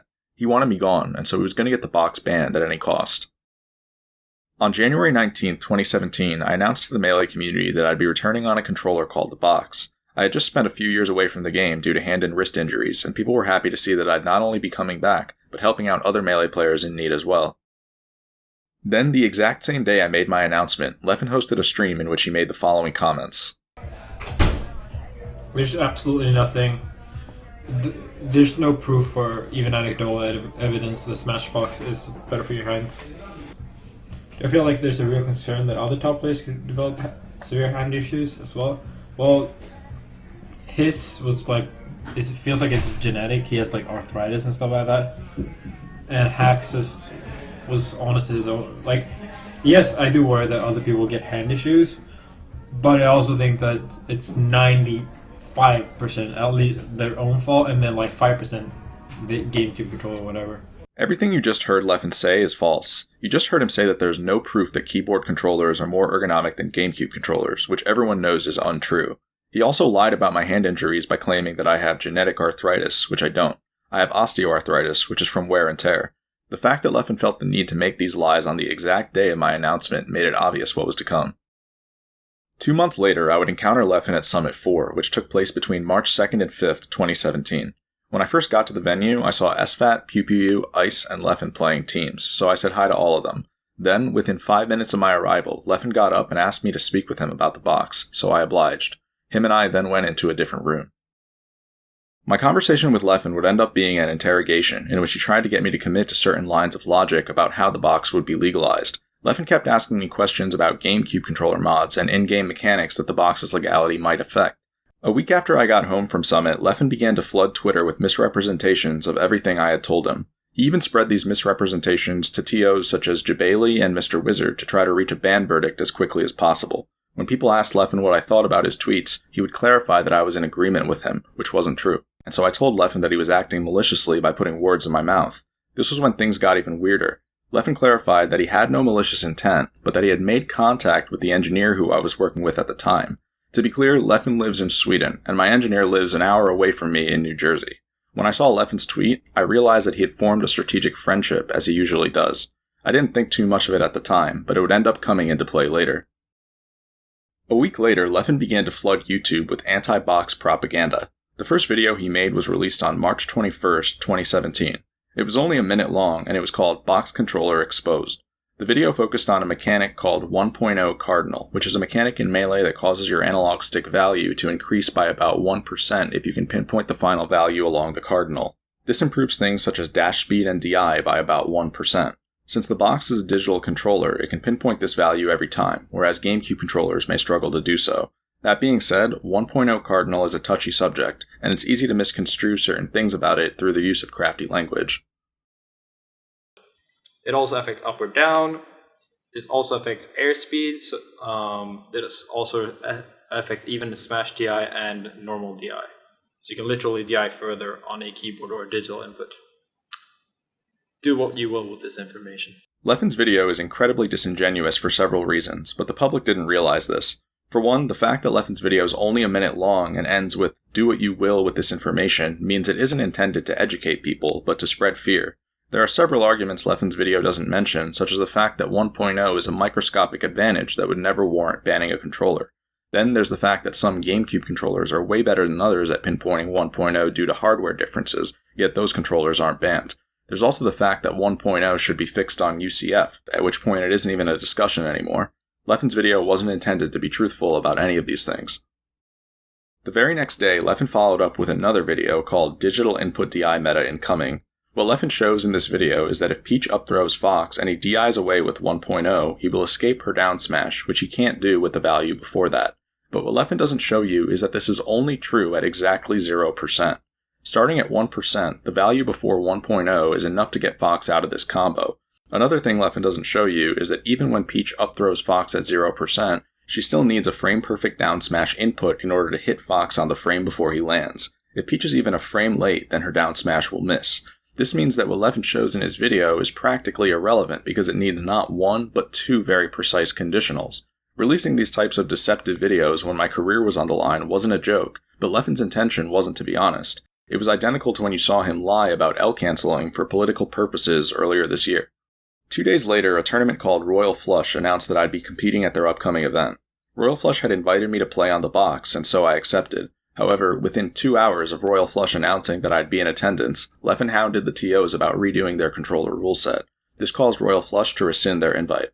When Royal Flush rescinded their invite, I didn't care too much, as my engineer and I were mostly focused on a separate project at the time. Our separate project was called the Arduino. This was an electrical mod that gave the GameCube controller improved capabilities such as dashback, shield drop, and 1.0. While it isn't talked about too much anymore, the Arduino is largely what paved the way for UCF. Even though I was banned from competing in Royal Flush, I was still going to go so that I could see people demo the Arduino for the first time. What I didn't know is that while I was working on the Arduino, Leffen had secretly been making arrangements with my engineer for an Arduino to be given to him at Royal Flush. My engineer had never told me this because he had no idea that Leffen was malicious. However, when I met up with my engineer at Royal Flush, he revealed to me that he'd be giving an Arduino to Leffen later that weekend. Once my engineer told me this, I literally began to shake him by his shoulders. He refused to believe me that we were being sabotaged. I still remember my engineer saying, "I'm sure he just wants to try it out," as if Leffen was just another customer. I had to make it clear to my engineer that he didn't know who the fuck he was dealing with. I then forced him to give me the Arduino back. The strategy Leffen employed here is called triangulation, also known as divide and conquer. This is a manipulation tactic that works by infiltrating a social circle as a third party who disrupts communications. Triangulation can be used to engineer rivalry between people or create confusion, which is what you just saw. We've already seen Leffen triangulate multiple times throughout this video, but this was probably his most strategic one yet, as it brought him close to seizing a device that played a role in legalizing the box. Later that day at Royal Flush, I found myself sitting next to Leffen in the Friendlies room. Armada, Mike Hayes, and Captain Smuckers were there as well. Between everything Leffen was doing, I had begun to reach my limits. I confronted Leffen about the fact that he'd been pumping out propaganda on YouTube, but the moment I did this, he started screaming belligerently to muffle my voice. Leffen then ripped his controller out of the setup he was playing at and started to walk toward the exit door as to avoid having the conversation with me. This got me heated since it showed that Leffen's only goal was to spread lies on social media, and so I screamed back at him to let him know that I knew exactly what he was doing. Leffen later retold this story as though I'd screamed at him for no reason, which has tricked people into thinking that I'm harassive toward Leffen. The same exact day, Leffen had the audacity to come back into the Friendlies room to ask me if he could have the Arduino. He'd found out that I'd taken it away from my engineer, and so he approached me with a smile and a polite voice. When Leffen did this, I told him to fuck off. Leffen then said, verbatim, that Arduino was supposed to be mine. I told him to fuck off again. As Leffen angrily left the Friendlies room, I noticed that he had his phone out. I already knew what this meant, so I followed him out of the Friendlies room and into the hallway. I started to tell Leffen that I would have given him the Arduino if he had good intentions, but he didn't. He was still the same person he was back during Evidence.zip. The entire time I tried to talk to Leffen, he kept his face buried in his phone. He didn't even turn his head to look at me. He then began pacing away from me as he typed something. At first, I tried to keep up with Leffen, but he eventually began pacing so fast that I wasn't going to bother anymore. After I let Leffen get away, I checked his Twitter account, and surely enough, I found a tweet that suggested that I'd done something wrong by not giving him the Arduino. Leffen had typed that tweet out right in front of my face as I tried to get his attention. Later that week, Leffen would also host streams that talked about how I hadn't given him an Arduino that was supposed to be his. This caused my engineer to realize that I was right about Leffen all along. Leffen would continue to flood YouTube with anti-box propaganda during this time. All of his videos were intended to fearmonger and spread misinformation. He would misconstrue several game mechanics, and continue to challenge the fact that ergonomic controllers were even necessary.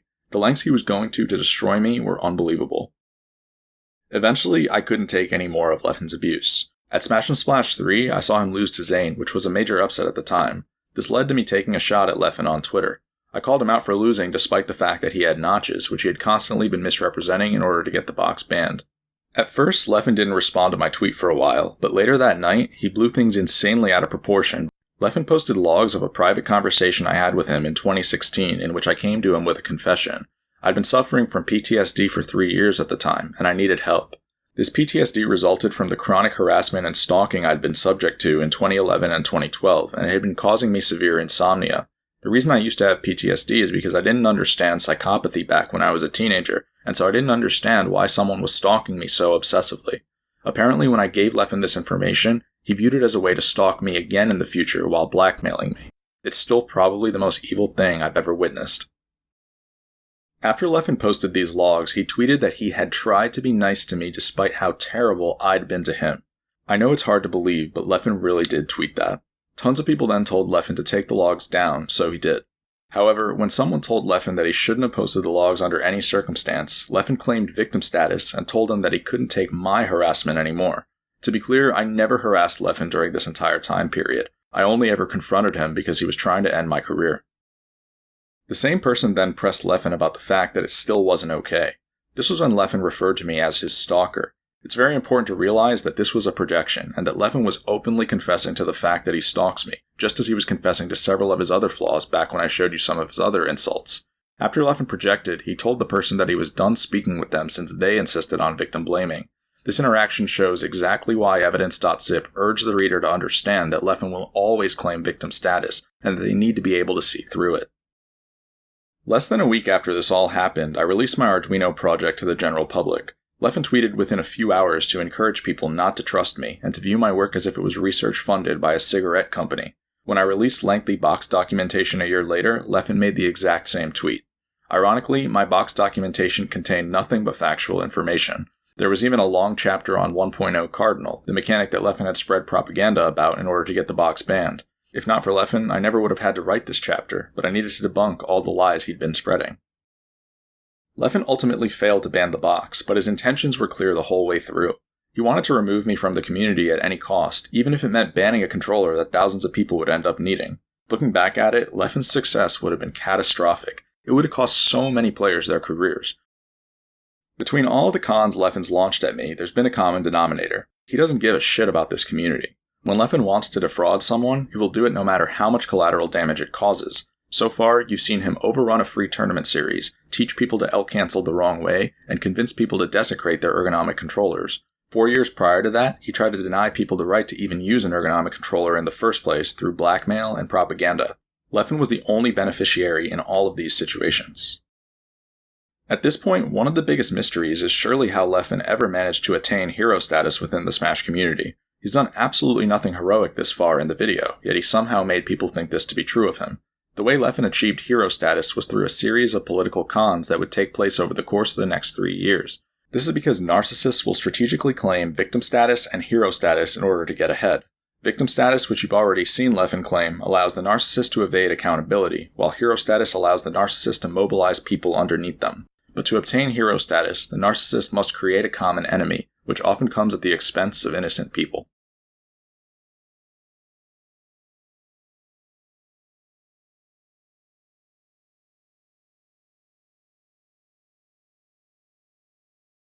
Leffen's usage of the common enemy strategy began in 2017 when he realized how good of a target Hungrybox was. HBox's popularity had started to dip after the Big House 7 because of how much he'd been winning at the time, which made him vulnerable.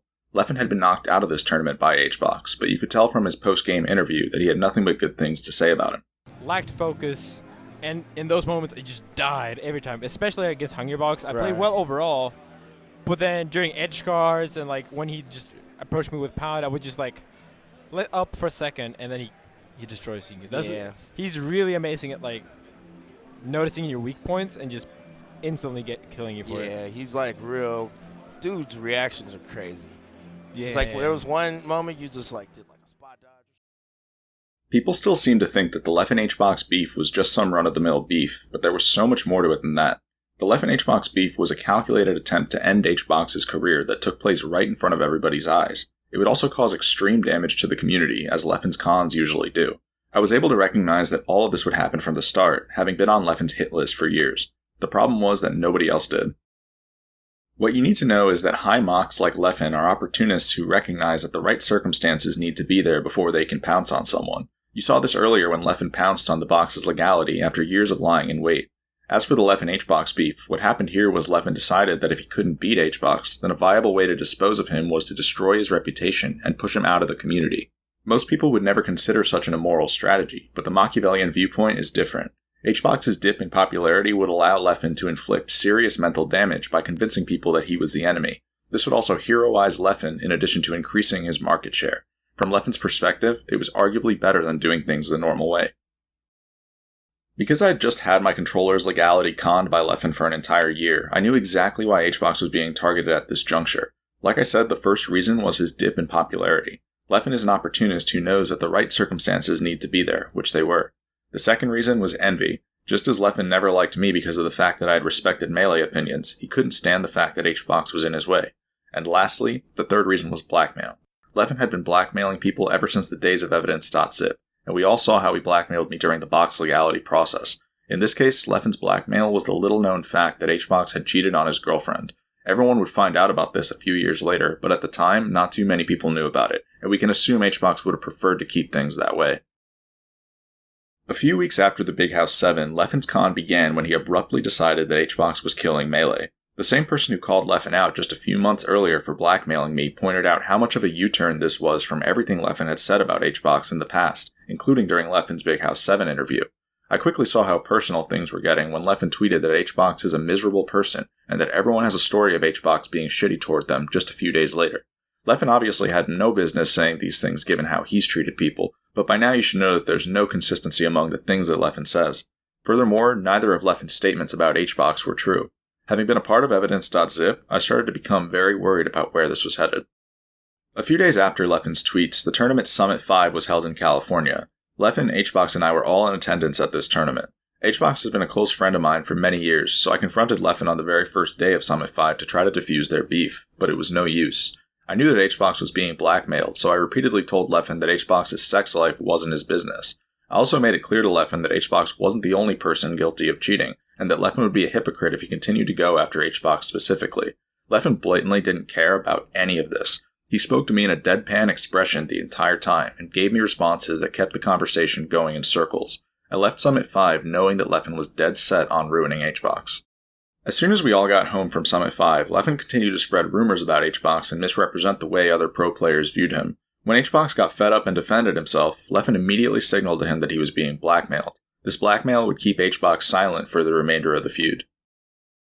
In December 2017, Leffen posted a video of himself stabbing a pancake that had a green Jigglypuff drawn on it. This video tells you that Leffen desperately wanted to get rid of HBox. It's identical to when he bought a red Adidas shirt shortly after losing to me at Genesis. Stalking and smear campaigning represents the highest level of desperation on the psychopath's end, and it's exactly what Leffen did in both of these situations.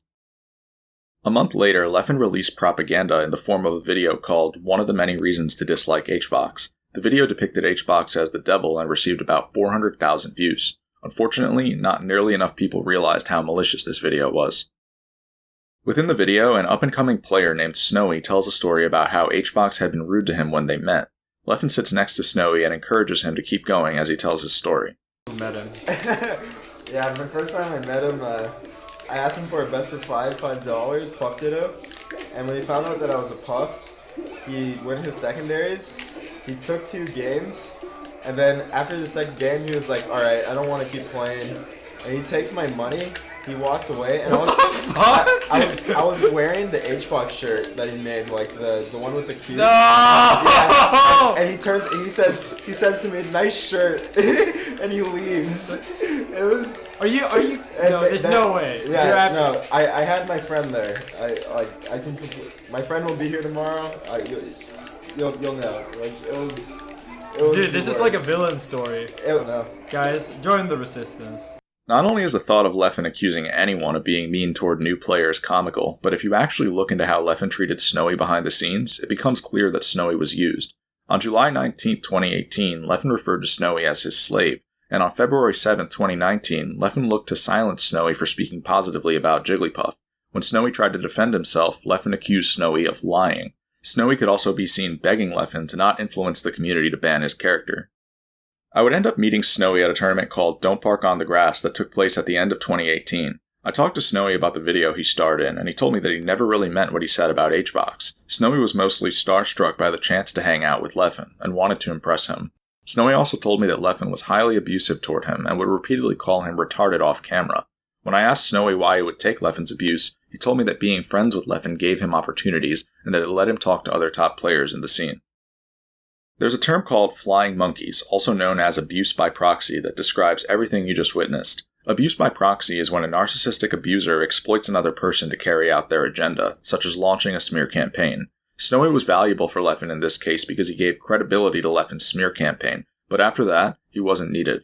The reality is that narcissists don't value their proxies as human beings whatsoever, and will typically dump them after there's no longer a good reason to maintain the relationship. As you can tell by now, the Leffen HBox situation never made any sense. It was pot calling the kettle black. The most malicious person in the entire community had made up a narrative that someone else was an abuser, and people believed it. As 2018 went on, Leffen continued to do things like censor HBox's name in his Twitch chat and misrepresent their in-person interactions. When Leffen claimed that HBox begged him to be unblocked on Twitter, for example, I happen to know that HBox politely asked Leffen to settle their beef. Leffen then went and rephrased this in the most vindictive way possible.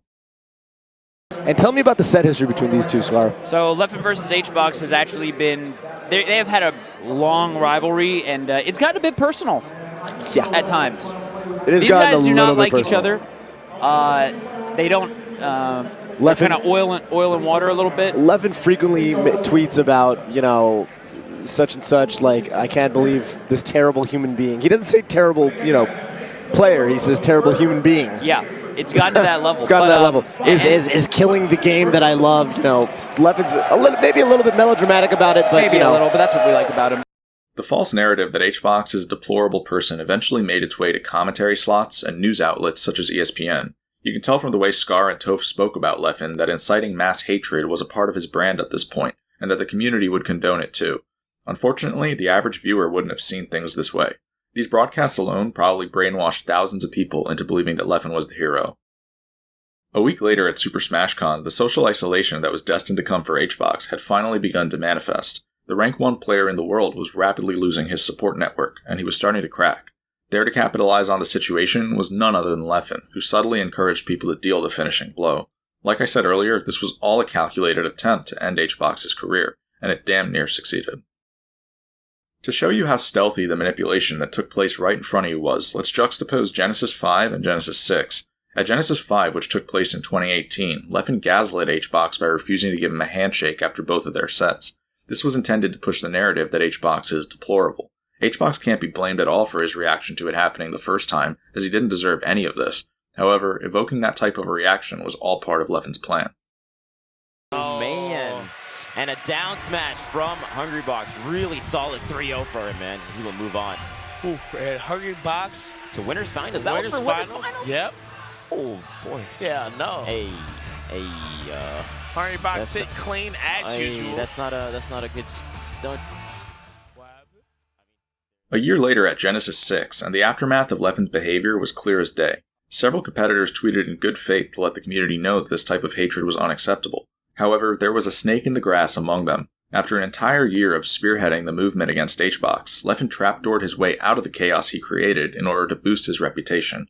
Hardly anyone called fraud on Leffen's tweet either, but HBox's mother sure did, and the fact that she of all people called fraud tells you everything you need to know.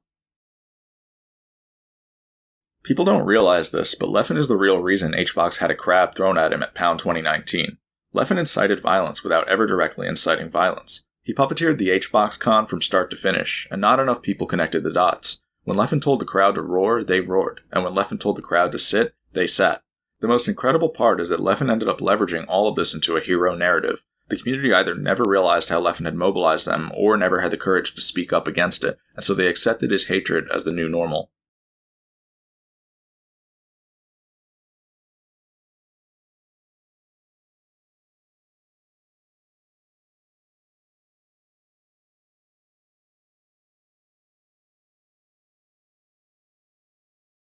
Years of Research is probably the con I'll catch the most flack for defending, but there's so much worth talking about here in terms of political angles that were never considered. When people look back at Years of Research, they don't seem to remember it correctly, so I want to share a different perspective. On December 7, 2018, a new Smash title would come out, which presented Leffen with yet another huge opportunity. Realizing how easy it had been to craft a hero narrative within the Melee community, Leffen would now repeat the process within the Ultimate community. Any other content creator would have simply created content to profit off the release of a new Smash title, but Leffen is always willing to take things a step further, and so what he needed was a new hero narrative. Because hero narratives always come at someone else's downfall, Leffen needed to pick a target.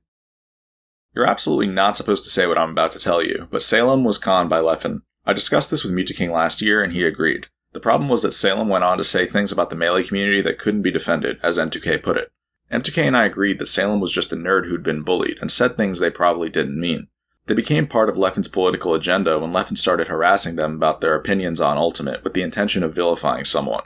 None of the arguments Leffen made about Snake being a bad character would end up being correct, but that wasn't the point. Leffen needed to trigger someone quickly, and he would end up doing just that. After Salem posted Years of Research, they ended up losing their entire reputation over the course of 2 days. Normally, I wouldn't have listed Leffen's beef with Salem as a charge against Leffen, but you have to realize that we're now going on the 7th person whose career Leffen has looked to ruin. This is factoring in Chillin, who I put in the same category as Salem. Chillin and Salem weren't necessarily Leffen's political adversaries, but they were still instrumental in Leffen's ascension. Leffen's beef with Chillin was to instill fear and get sponsored more quickly, while his beef with Salem was to milk the Ultimate community of its resources. Salem actually referenced this in Years of Research when they said that there were people who were only interested in profiting off of Ultimate. Salem also pointed out that Leffen's fan base grows alongside his malicious intent, which is completely accurate. Years of Research had all sorts of other problems, though, so these things got overlooked. A few months later, Salem lost their sponsor, and Leffen was there to celebrate. By that point, everyone had forgotten that Leffen instigated this beef in the first place, which just goes to show how effective it is to unite people against a common enemy. When Leffen beat Salem half a year later at Super Smash Con, a sea of onlookers watched in awe as the supervillain of Ultimate was defeated, but what they didn't realize was that the real villain had just won. Watching this clip of the crowd is terrifying once you realize that Leffen was the mastermind here, and that Salem was nothing more than a scapegoat so that Leffen could mobilize these people. The situation was so one-sided that even HBox had no choice but to participate in it, despite being vilified by Leffen the year before. Leffen could have picked anyone as his target in this situation, but I'm almost positive I know why he picked Salem. If you look at who won EVO titles for Smash in the Mandalay Bay, the most recent winner at the time was Leffen. Before that, you had HBox, who Leffen had already gone after, and then you had Salem.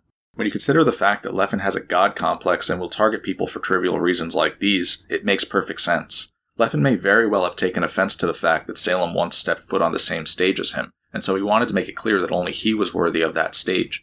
This is obviously nothing more than a theory, but it's something to keep in mind. The main reason I bring up the Salem feud is because it shows that certain patterns are being repeated, and those patterns are less innocent than people think. Within less than a year, Leffen vilified 2 different people in order to attain hero status and climb the social ladder. HBox was a political adversary who Leffen weakened, while Salem was a scapegoat for Leffen to mobilize people underneath him.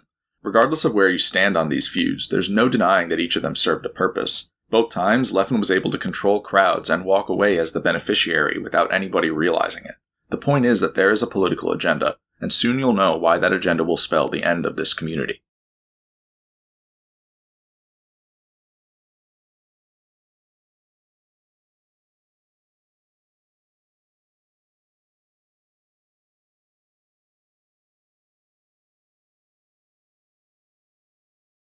Up until now, I've shown you that Leffen will approach every situation with the most profitable political angle he can come up with.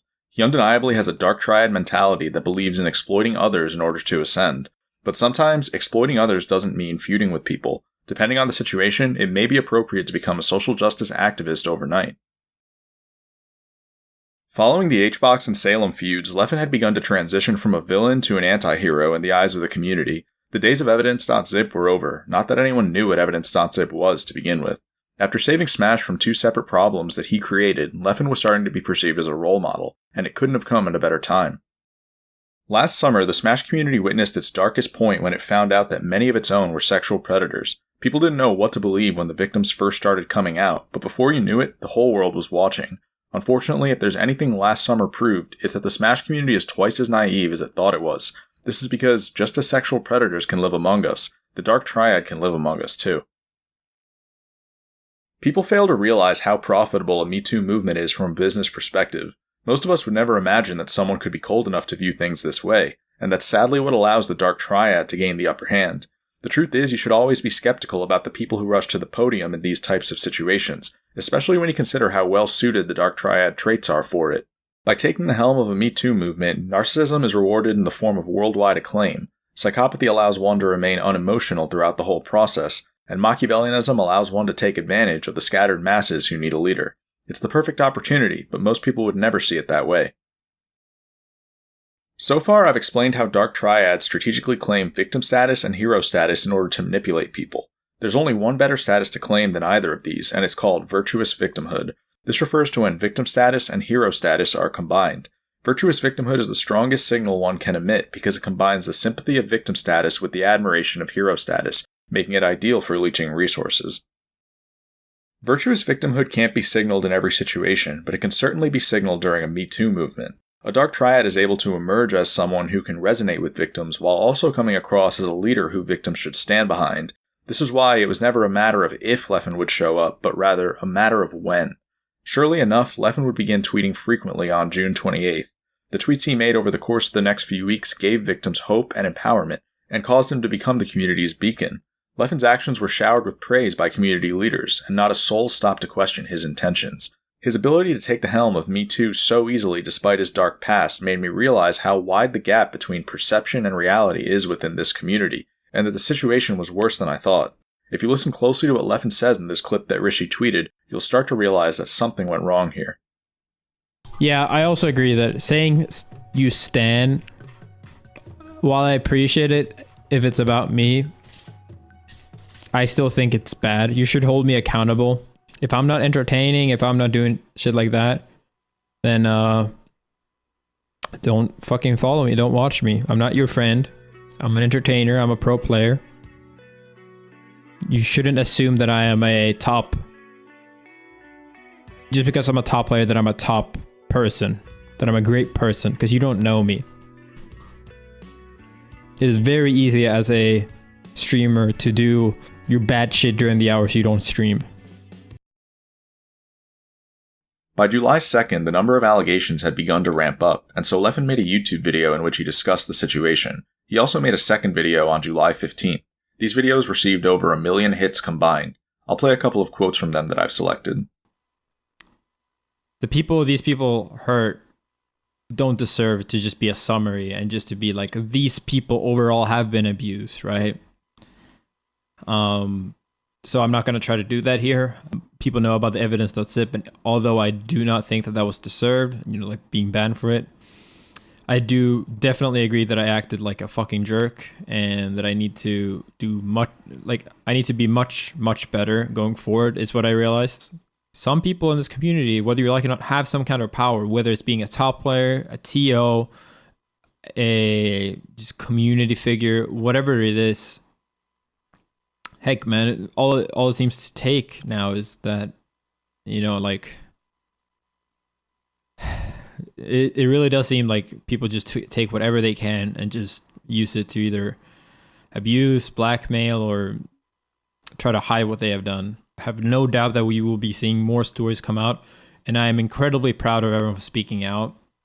I'm not sure, honestly, that I have always been, I would have been able to speak out on some of this. This is extremely, extremely serious stuff and can do very long, serious mental damage to people. Seeing what these people that I thought they were my friends, or at least people I knew, do such disgusting things, right? I never could have imagined that they would do such disgusting things. And then instead of apologizing or owning up to what they did, they try to lie and manipulate people instead. People have been praising me for speaking up and saying that I've been using my platform for the right thing, but I'm still not confident that I did everything correctly. In fact, I know I didn't.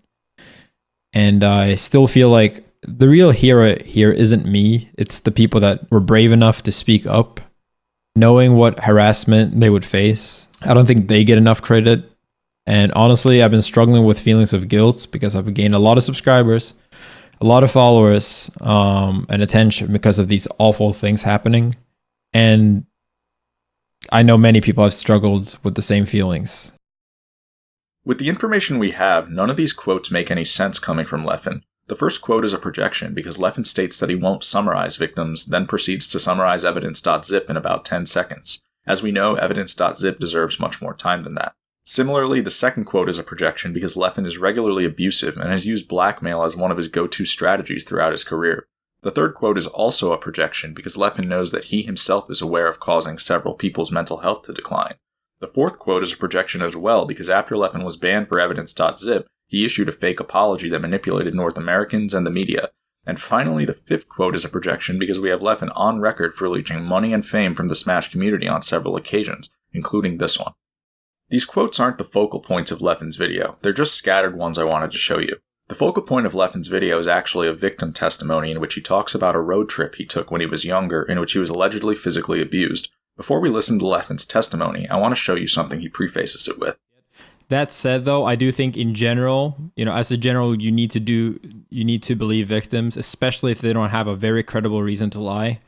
And even then, I generally think you should start out by believing them.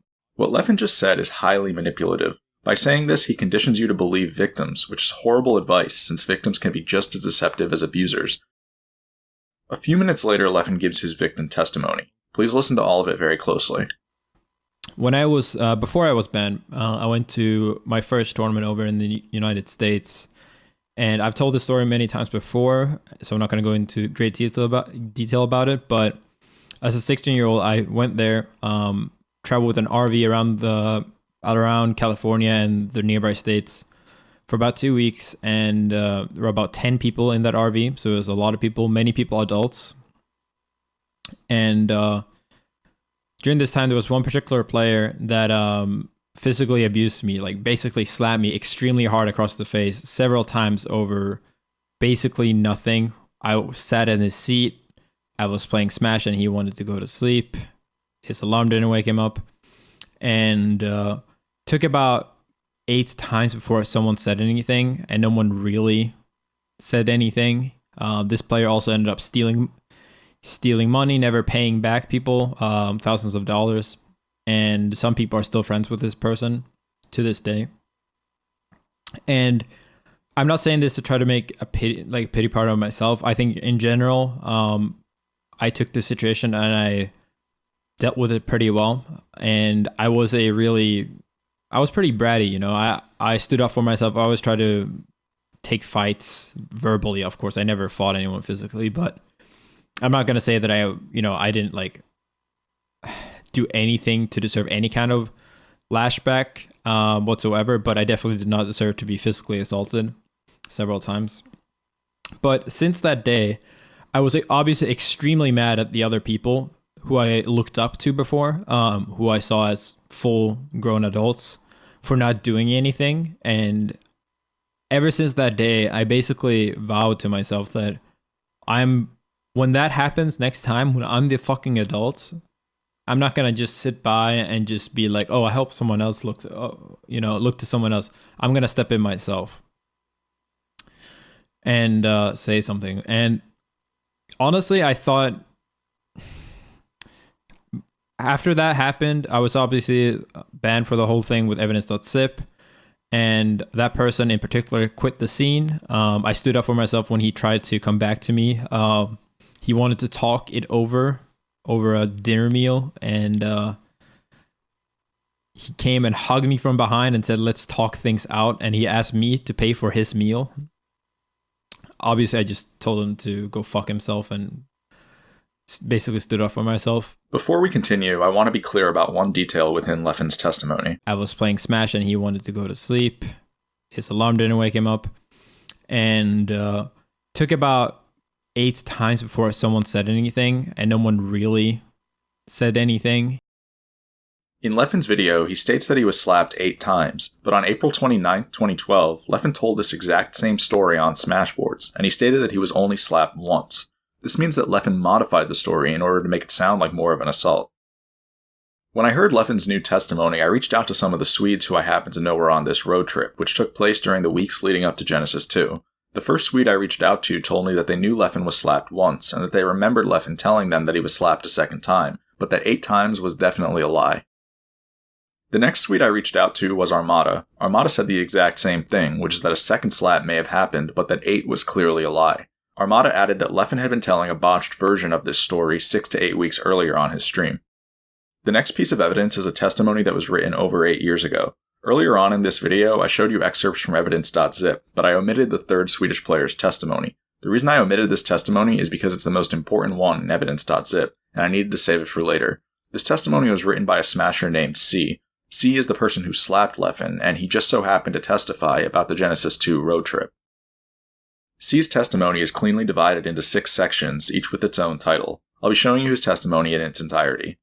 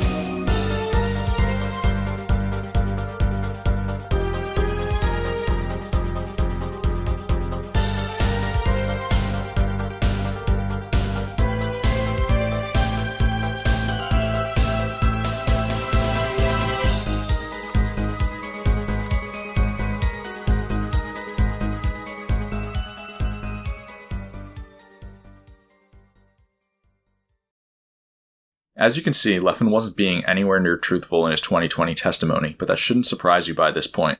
Not only was Leffen's testimony filled with several misrepresentations, but he actually seems to have been the abuser in this situation. This past March, I contacted C to ask him if he'd seen what Leffen said about him last summer. C took a moment to watch Leffen's video, then explained that this was a standard victim narrative from Leffen.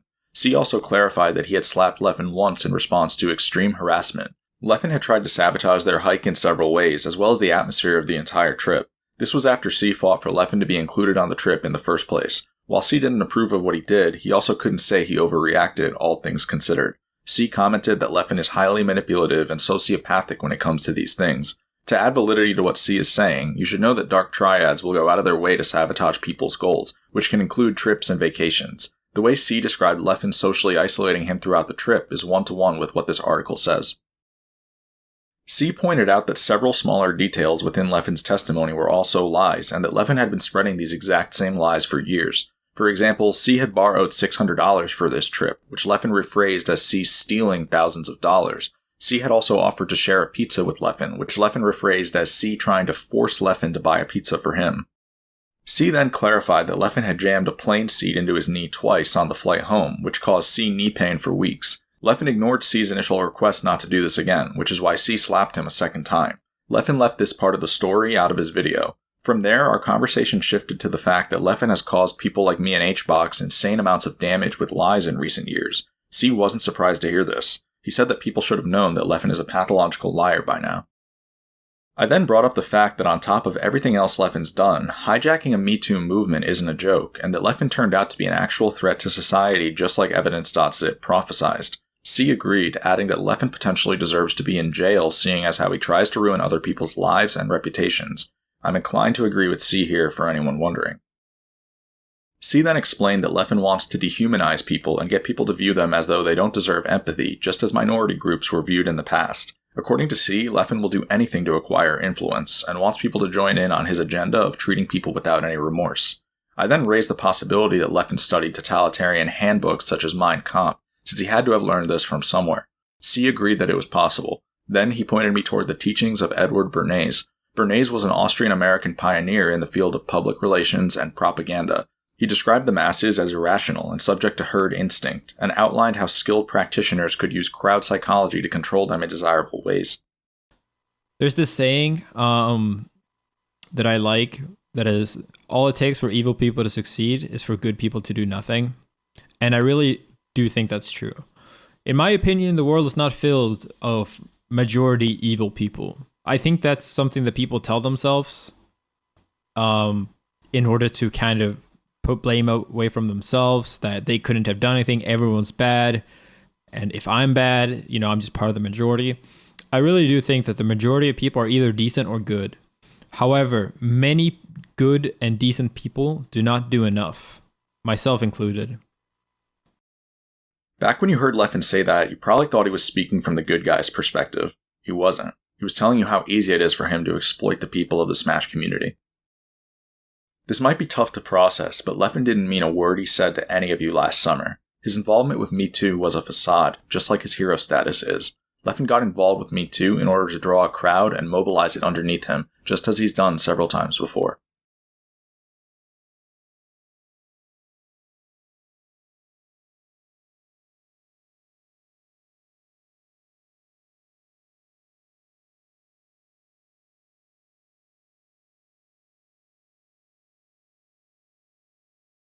The ninth and final charge against Leffen is one that also took place during last summer's Me Too movement. Up until now, I've shown you how a Me Too movement presented Leffen with a golden opportunity for resource transfer. Leffen gained about 15,000 followers in a few days, built massive loyalty with those followers, and made plenty of money along the way.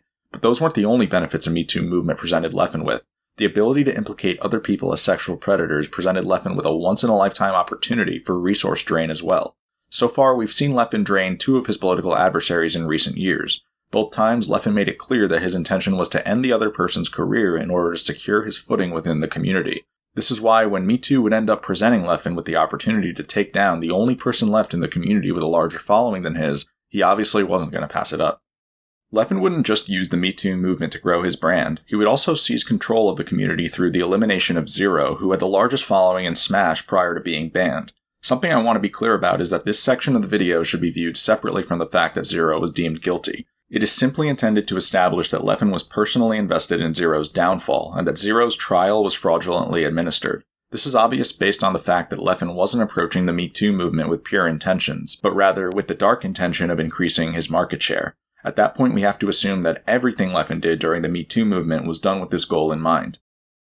According to what we know, Jisoo approached Leffen on July 2nd, 2020 for advice about coming forward with her allegations against Zero. This is what it says in Leffen's Twitlonger about the Jisoo and Zero situation, which was posted on the morning of July 3rd. As if this story couldn't get any darker, what Jisoo didn't know is that when she approached Leffen for advice, she approached someone who had not only just hijacked the entire Me Too movement, but would also gladly cancel Zero in the process. Zero was the only person left in the Smash community with a larger following than Leffen, and so the situation had practically fallen into Leffen's lap. These are the types of benefits Leffen was bound to receive after duping the entire community into trusting him. The reason Leffen made his Twitlonger in the first place was because people didn't initially believe Jisoo's allegations. On July 2nd at 8:10 p.m. EST, Jisoo alleged that Zero had shown her hentai when she was 15, but people didn't believe her at first because she didn't provide any evidence. This led to Leffen stepping in the next morning at 5:01 a.m. EST. Leffen's Twitlonger was intended to turn the tide back in Jisoo's favor, but it was riddled with so much manipulative language that I knew Leffen had a vested interest in canceling Zero the moment I read it. I also knew that Zero would end up getting cancelled as soon as I read Leffen's Twitlonger, simply due to how these situations always play out whenever Leffen's involved. Leffen's Twitlonger begins and ends by clarifying that Leffen would like to remain friends with Zero after this is all said and done, and that he simply wants the best for his friend. These statements are blatantly insincere, especially when you consider where they're placed. Leffen even clarifies in the first statement that he hasn't spent much time with Zero, and so him claiming that Zero is his friend doesn't make any sense. From there, Leffen makes 4 more statements that either clarify or imply that what Zero did isn't that bad, and that nobody is trying to cancel Zero. Of all the times we've seen Leffen project, this is probably the easiest one to see through. Yet another issue with Leffen's Twitlonger is his constant use of the word nuanced. He uses this word a total of 5 times, which is not only excessive, but also strange when you consider that Jisoo's allegations weren't nuanced at all. Leffen even apologizes in the final paragraph by saying, "I'm sorry this has been a lot of words without any clear conclusions." All in all, most of Leffen's Twitlonger doesn't actually tell you anything, and reads as though it was written by someone who was on drugs. The term for the way Leffen speaks throughout his Twitlonger is called word salad. Word salad is a narcissist's way of spouting meaningless sentences that can muddle what they're really saying. In this case, Leffen's word salad caused every single person who read his Twitlonger to make a crucial oversight. There's only one part of Leffen's Twitlonger that actually matters, and it's a testimony he gives toward the end. Leffen's testimony talks about how he allegedly witnessed Zero sharing hentai with 1 or 2 Japanese smashers in a hotel room at Apex 2013. According to Leffen, this made it more likely that Jisoo's testimony was truthful. There's a problem with Leffen's testimony that I want to highlight. At the time of Apex 2013, Zero was 17 years old. This means that Zero was legally a minor, and so if any of the Japanese players were 18 or older, they'd have been guilty of the same crime Zero would later commit against Jisoo. Zero would end up confirming that the Japanese players in question were in fact older than him. If Zero was a minor at Apex 2013, then why didn't Leffen bother to open a case against the Japanese players who were in the hotel room? Furthermore, why did Leffen phrase his testimony as though Zero was the guilty party in this situation? According to Leffen, Zero is to be blamed regardless of whether he's the minor or not. This is a major loophole in Leffen's logic that no one caught. It proves that he was never actually invested in serving justice to sexual predators. Leffen specifically wanted Zero gone because he was a profitable takedown.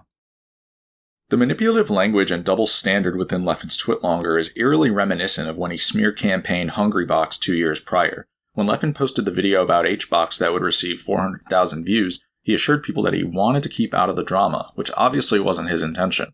Leffen also portrayed HBox as being abusive toward a player named Snowy, when Snowy was nothing more than a stepping stone for Leffen to enact his smear campaign. By half a year later, Leffen would be on the verge of fully pushing HBox out of the community. Leffen didn't need half a year to pivot toward his true intentions this time around. Just 17 minutes after Leffen posted his Twitlonger, he was already tweeting in a way that suggested that Zero was a criminal who ought to be cancelled. This would have been perfectly fine if not for the fact that Leffen had just assured us that he wasn't trying to cancel Zero. There was no emotional consistency among anything Leffen was saying or doing. As the days went on, more information would come out, and Leffen would continue to administer Zero's cancellation. On July 4th, Leffen made a particularly brutal tweet in which he leaked DMs of Zero reaching out to him to talk. Many people raised an issue with this tweet, so I want to shed some insight into why it happened. 8 years ago, when C testified for Evidence.zip, he explained that Leffen is a highly sadistic individual who will decline any invitation to speak with his prospects. Leffen will, in fact, misrepresent these invitations on social media as to vilify the other person. We've already seen Leffen do this to multiple people. He did it to C when he claimed that he defended himself from C in his YouTube video. He did it to me when he claimed that I screamed at him for no reason at Royal Flush, and he did it to HBox when he claimed that HBox begged him to be unblocked. With that information in mind, Zero never had a chance of speaking to Leffen in this situation, but Zero didn't know that. Neither did the people on Twitter who watched Leffen leak these DMs, but many of them were still able to gauge that Leffen was acting maliciously. Several people accused Leffen of never meaning what he said when he called Zero his friend, and being personally invested in Zero's downfall. One person wrote that Leffen was prepped to gain a lot financially from the situation, while another wrote, "There's something off about you. I respect you speaking up and standing with the victims, but in this particular case, it seems that you never really liked Zero at all, and you were hoping that something like this would happen." Everyone who took this stance was sadly correct. Several other people expressed that what Leffen was doing could potentially drive Zero to suicide, especially considering that Zero was known to have struggled with depression. Leffen responded to one of them by saying, "Don't you dare put his mental health on me. Mental health is a serious issue, but being depressed is not an excuse to get away with doing bad things." This tweet is ridiculous when you consider that in the fake apology Leffen gave after Evidence.zip, he blamed everything he had done on depression and other similar issues. Just because Leffen included a disclaimer that said he wasn't trying to excuse anything doesn't mean that his intention wasn't to do so. On July 9th, Leffen would make another antagonizing tweet in response to Zero announcing that he was in therapy and looking to better himself. Leffen wanted to make absolutely sure of the fact that Zero was gone for good, no matter what toll his actions took on Zero's mental health. Unsurprisingly, it was later revealed that Zero had entered a suicidal state following the events of last summer. All eyes were on Leffen when this news came out, and so he responded by saying that he wished Zero well. Amazingly, this was all it took for Leffen to take the target off of his back. As someone who's dealt with Leffen firsthand, I need you to know that he would probably prefer if Zero was dead. I say this because back when Leffen blackmailed me about my mental health issues, I remember thinking to myself that there are plenty of people who would have killed themselves in that scenario. Leffen even doubled down 3 years later when Metagame aired by bringing up my issues again as a way of discrediting Evidence.zip. The point is, Leffen has no empathy or remorse, and only made his tweet about Zero to protect himself. One last thing I want to show you is that Leffen would have gladly used Me Too to take out HBox as well. When rumors of HBox allegations began to spread, Leffen quickly implemented chat commands in preparation for them. He wanted to leverage Me Too as hard as possible by not only taking the helm, but also by taking out both of the people whose social media followings rivaled his. All in all, Leffen's actions during the Me Too movement reveal what a snake he really is, and should leave no doubt as to his intentions.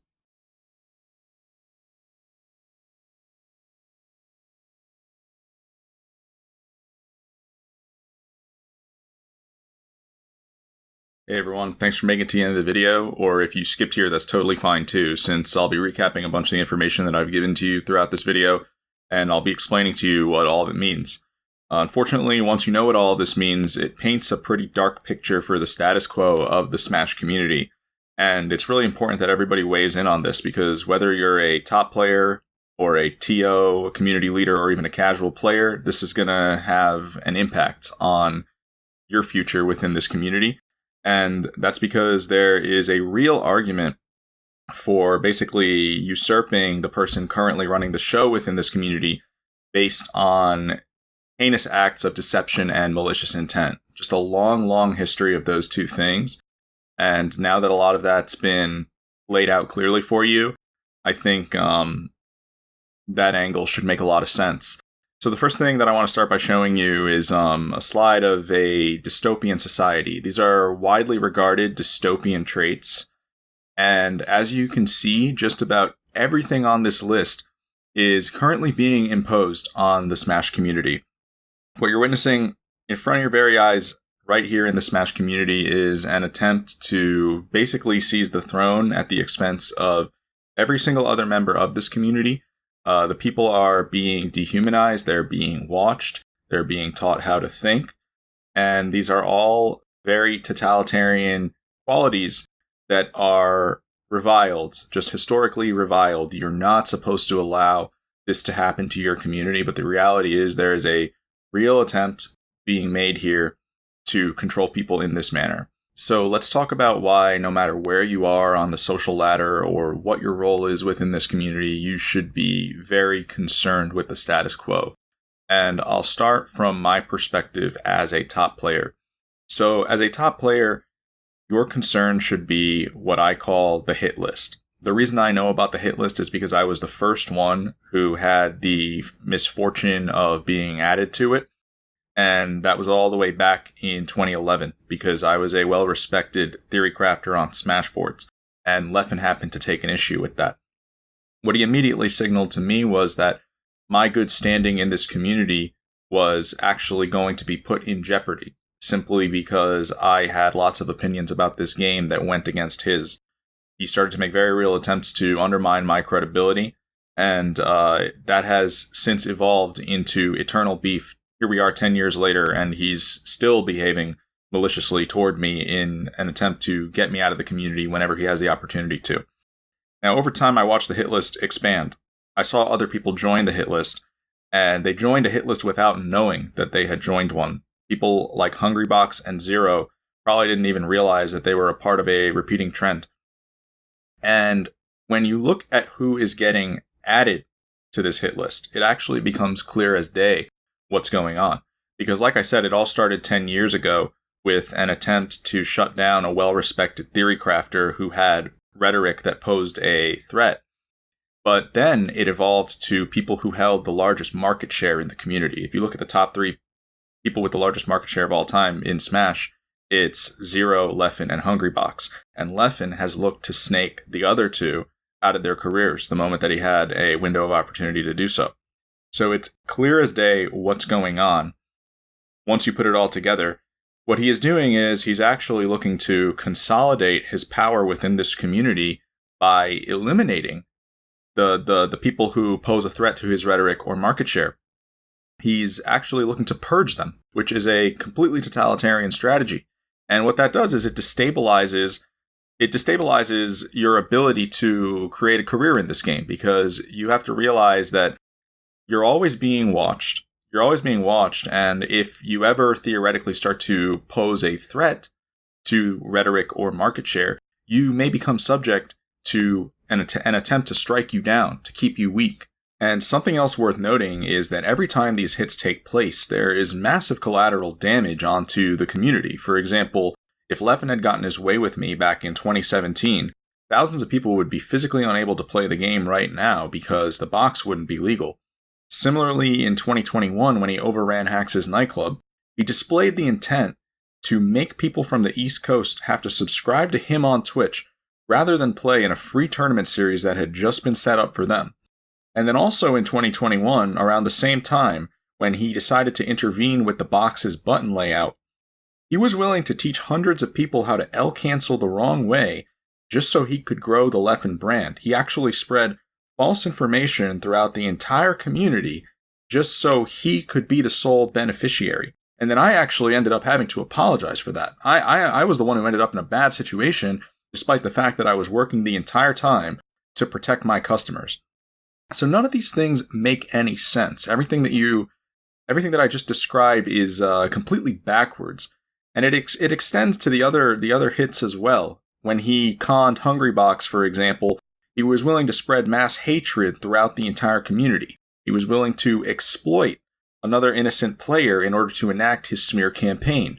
He made crowds become hostile and violent, something that has never happened before in this community. And Hungrybox's mother even signed on Twitter to tell you that something has clearly gone wrong here, and no one was listening to her. Then during the Zero Con, I mean, don't get me wrong, Zero deserved to be canceled, but he didn't deserve to be put into a suicidal state, which undeniably Leffen had a lot to do with. And then amazingly, all Leffen has to do is insincerely wish Zero well at the end of all that to get away scot-free. So he's getting away with murder time and time again, and it's having a massively destructive effect on the upper echelon of this community. But the next thing I want to talk about is how it's having a destructive effect on the masses as well, because totalitarianism is not just about consolidating your power over the upper echelon, it's also about controlling the masses effectively. And one of the earliest things I showed you in this video was when ESAM raised the concern that Leffen seems to have established a culture where his word is to be treated as law. And that is very much so an accurate statement. But I want to explain how this was done, because there is a method to the madness. There are steps that have been followed by practically every totalitarian throughout history. And ultimately, those steps have to do with crowd psychology. So the first way that you know that you're living in a totalitarian state is that the person with the highest follower account in this community does not allow you to view his Twitter account unless you sign an agreement to agree with everything that he says. This is the strategy that I call pest control, which is where Leffen makes it clear that anyone who does not conform to his beliefs is going to be blocked and basically left out of the party, because when someone with a massively high follower account decides to block everybody who dissents from them, what it does is it divides their community into those who conform and those who don't. And this creates massive illegitimate pressure to conform, which can then be exploited because it creates the illusion of trustworthiness and correctness. And in this era of social media that we're now living in, I actually advise for this strategy to be forbidden when you consider how dangerous it can potentially be. So the first layer of crowd psychology that you're seeing is that Leffen's followers are basically selectively chosen, which is a massive advantage, because normally just because someone follows you doesn't mean that they also agree with everything that you have to say. But in Leffen's case, a much higher percentage of his followers are going to automatically agree because they understand that they actually have to. Otherwise, they're not allowed to even follow him. So now, on top of that, there are actually two more layers of crowd psychology that are pressuring people to conform even further. And these are basically the two more traditional layers that you will see in just about any totalitarian society. The ones that I'm referring to are fear and love. So let's go to a quote from Niccolo Machiavelli. This is the Italian diplomat who Machiavellianism is actually named after. So Machiavelli coined a lot of these strategies for ascending to power politically. And one of his most famous quotes is, "It is better to be feared than loved if you cannot be both," which implies that both of these things are great, but fear is the better of the two. So starting with fear, just as I told you that top players are basically under surveillance, meaning Leffen is keeping track of who poses a threat to his rhetoric or market share, Leffen is doing the same for the masses as well. The masses are also under surveillance, meaning he scans social media to make sure that the masses are acting in line with the way that he wants them to behave. And this creates fear. This is called a menticidal assault. It keeps people on their toes, and even when Leffen's not actively attacking people, it's still in the back of people's minds that whatever they tweet may not be in line with what Leffen would want them to say, because they never know when the next menticidal assault will come. So this has a psychologically damaging effect on people. It destabilizes them. And at that point, the person is destabilized. They don't know what to think. They don't know what opinions to express. So now they need someone to retrain them. And that person who retrains them is, of course, going to be Leffen himself. So notice how after he floods the community with all of this fear, the same person is then flooding the community with propaganda as well. So now this propaganda starts to be enforced as law through massive amounts of illegitimate pressure. And that's how Leffen's rhetoric is able to infest the community so effectively. Now, going back to the Machiavelli quote, believe it or not, there's still yet another layer of crowd psychology that Leffen has working in his favor. So the Machiavelli quote implies that while fear is better than love, it is still very useful to be loved for obvious reasons. If you are loved, then people will gladly support you. So the next step that you know you're living in a totalitarian state is that Leffen is both feared and loved. There is a hero-villain disconnect. People view Leffen as a villain who has reformed and become a hero, which is never actually the case. In the real world, this is not a real thing. What actually happened here is a villain realized that hero status would be beneficial to him, and so he made it his goal to obtain it through the use of a self-engineered hero narrative, meaning he threw other people under the bus in order to heroize himself. Specifically, he threw HBox and Salem under the bus. But you see, the self-engineered hero narrative is so effective that people tend to not even remember that it was self-engineered. They quickly forget, and the person who perpetrated it is able to walk away as a hero, and now they've got that working in their favor too. So now the masses are so beyond brainwashed at this point. They are so dehumanized, so regressed, so painfully unaware that they are being leveraged as statistics that when a Me Too movement breaks out last summer and Leffen quickly takes the helm as their hero, they fail to realize that they are being hoarded and recruited yet again. They don't even suspect that this is yet another socioeconomic scam and that Leffen is walking away as the winner for the millionth time. They don't see that there's someone in the background saying that Leffen actually deserves to be put in jail for the false statements that were made about him, saying that Leffen is utilizing crowd psychology in order to control massive droves of people. They don't see any of this. All they see is this illusion that they've been taught to believe is real. They don't understand that the community is now participating in massive political fraud and that these videos are receiving 1 million hits, and the entire world at this point is being deceived into believing that Leffen is someone who he is not. So these problems, they compound on top of each other, and the biggest problem of all is that this upcoming weekend, the press is actually gearing up to lie to you yet again, to make you believe that none of this is actually what's going on. And that's because, of course, Leffen controls the press. Leffen controlled the press back in 2014 to 2016 when he first influenced them to erase the truth about Evidence.zip, and now he's controlling them yet again. This time he's controlling Samox, the person who basically built this community into what it is today. Samox has actually been subdued. Samox is now the head minister of propaganda for the regime. You're going to receive a documentary this upcoming weekend that is intended to cause you to descend further and further into the pits of totalitarianism. And if you didn't have this video, honestly, that may just very well have been checkmate. But now, luckily, I'm in a win-win situation, whether that documentary broadcasts or not, because either they pulled the plug on it, as they should, or they broadcast it, and that will reveal how bad of a spot we truly are in, because now you will see that the press is actually lying to you. To conclude the video, there is no denying that something massively evil has infested the Smash community.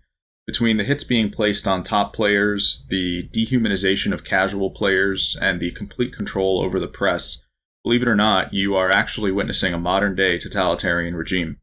And so I've come to inform the Smash community of these injustices in the hopes that it will spark change. So now that the Smash community knows the truth, I think it's time for us to take back the free world.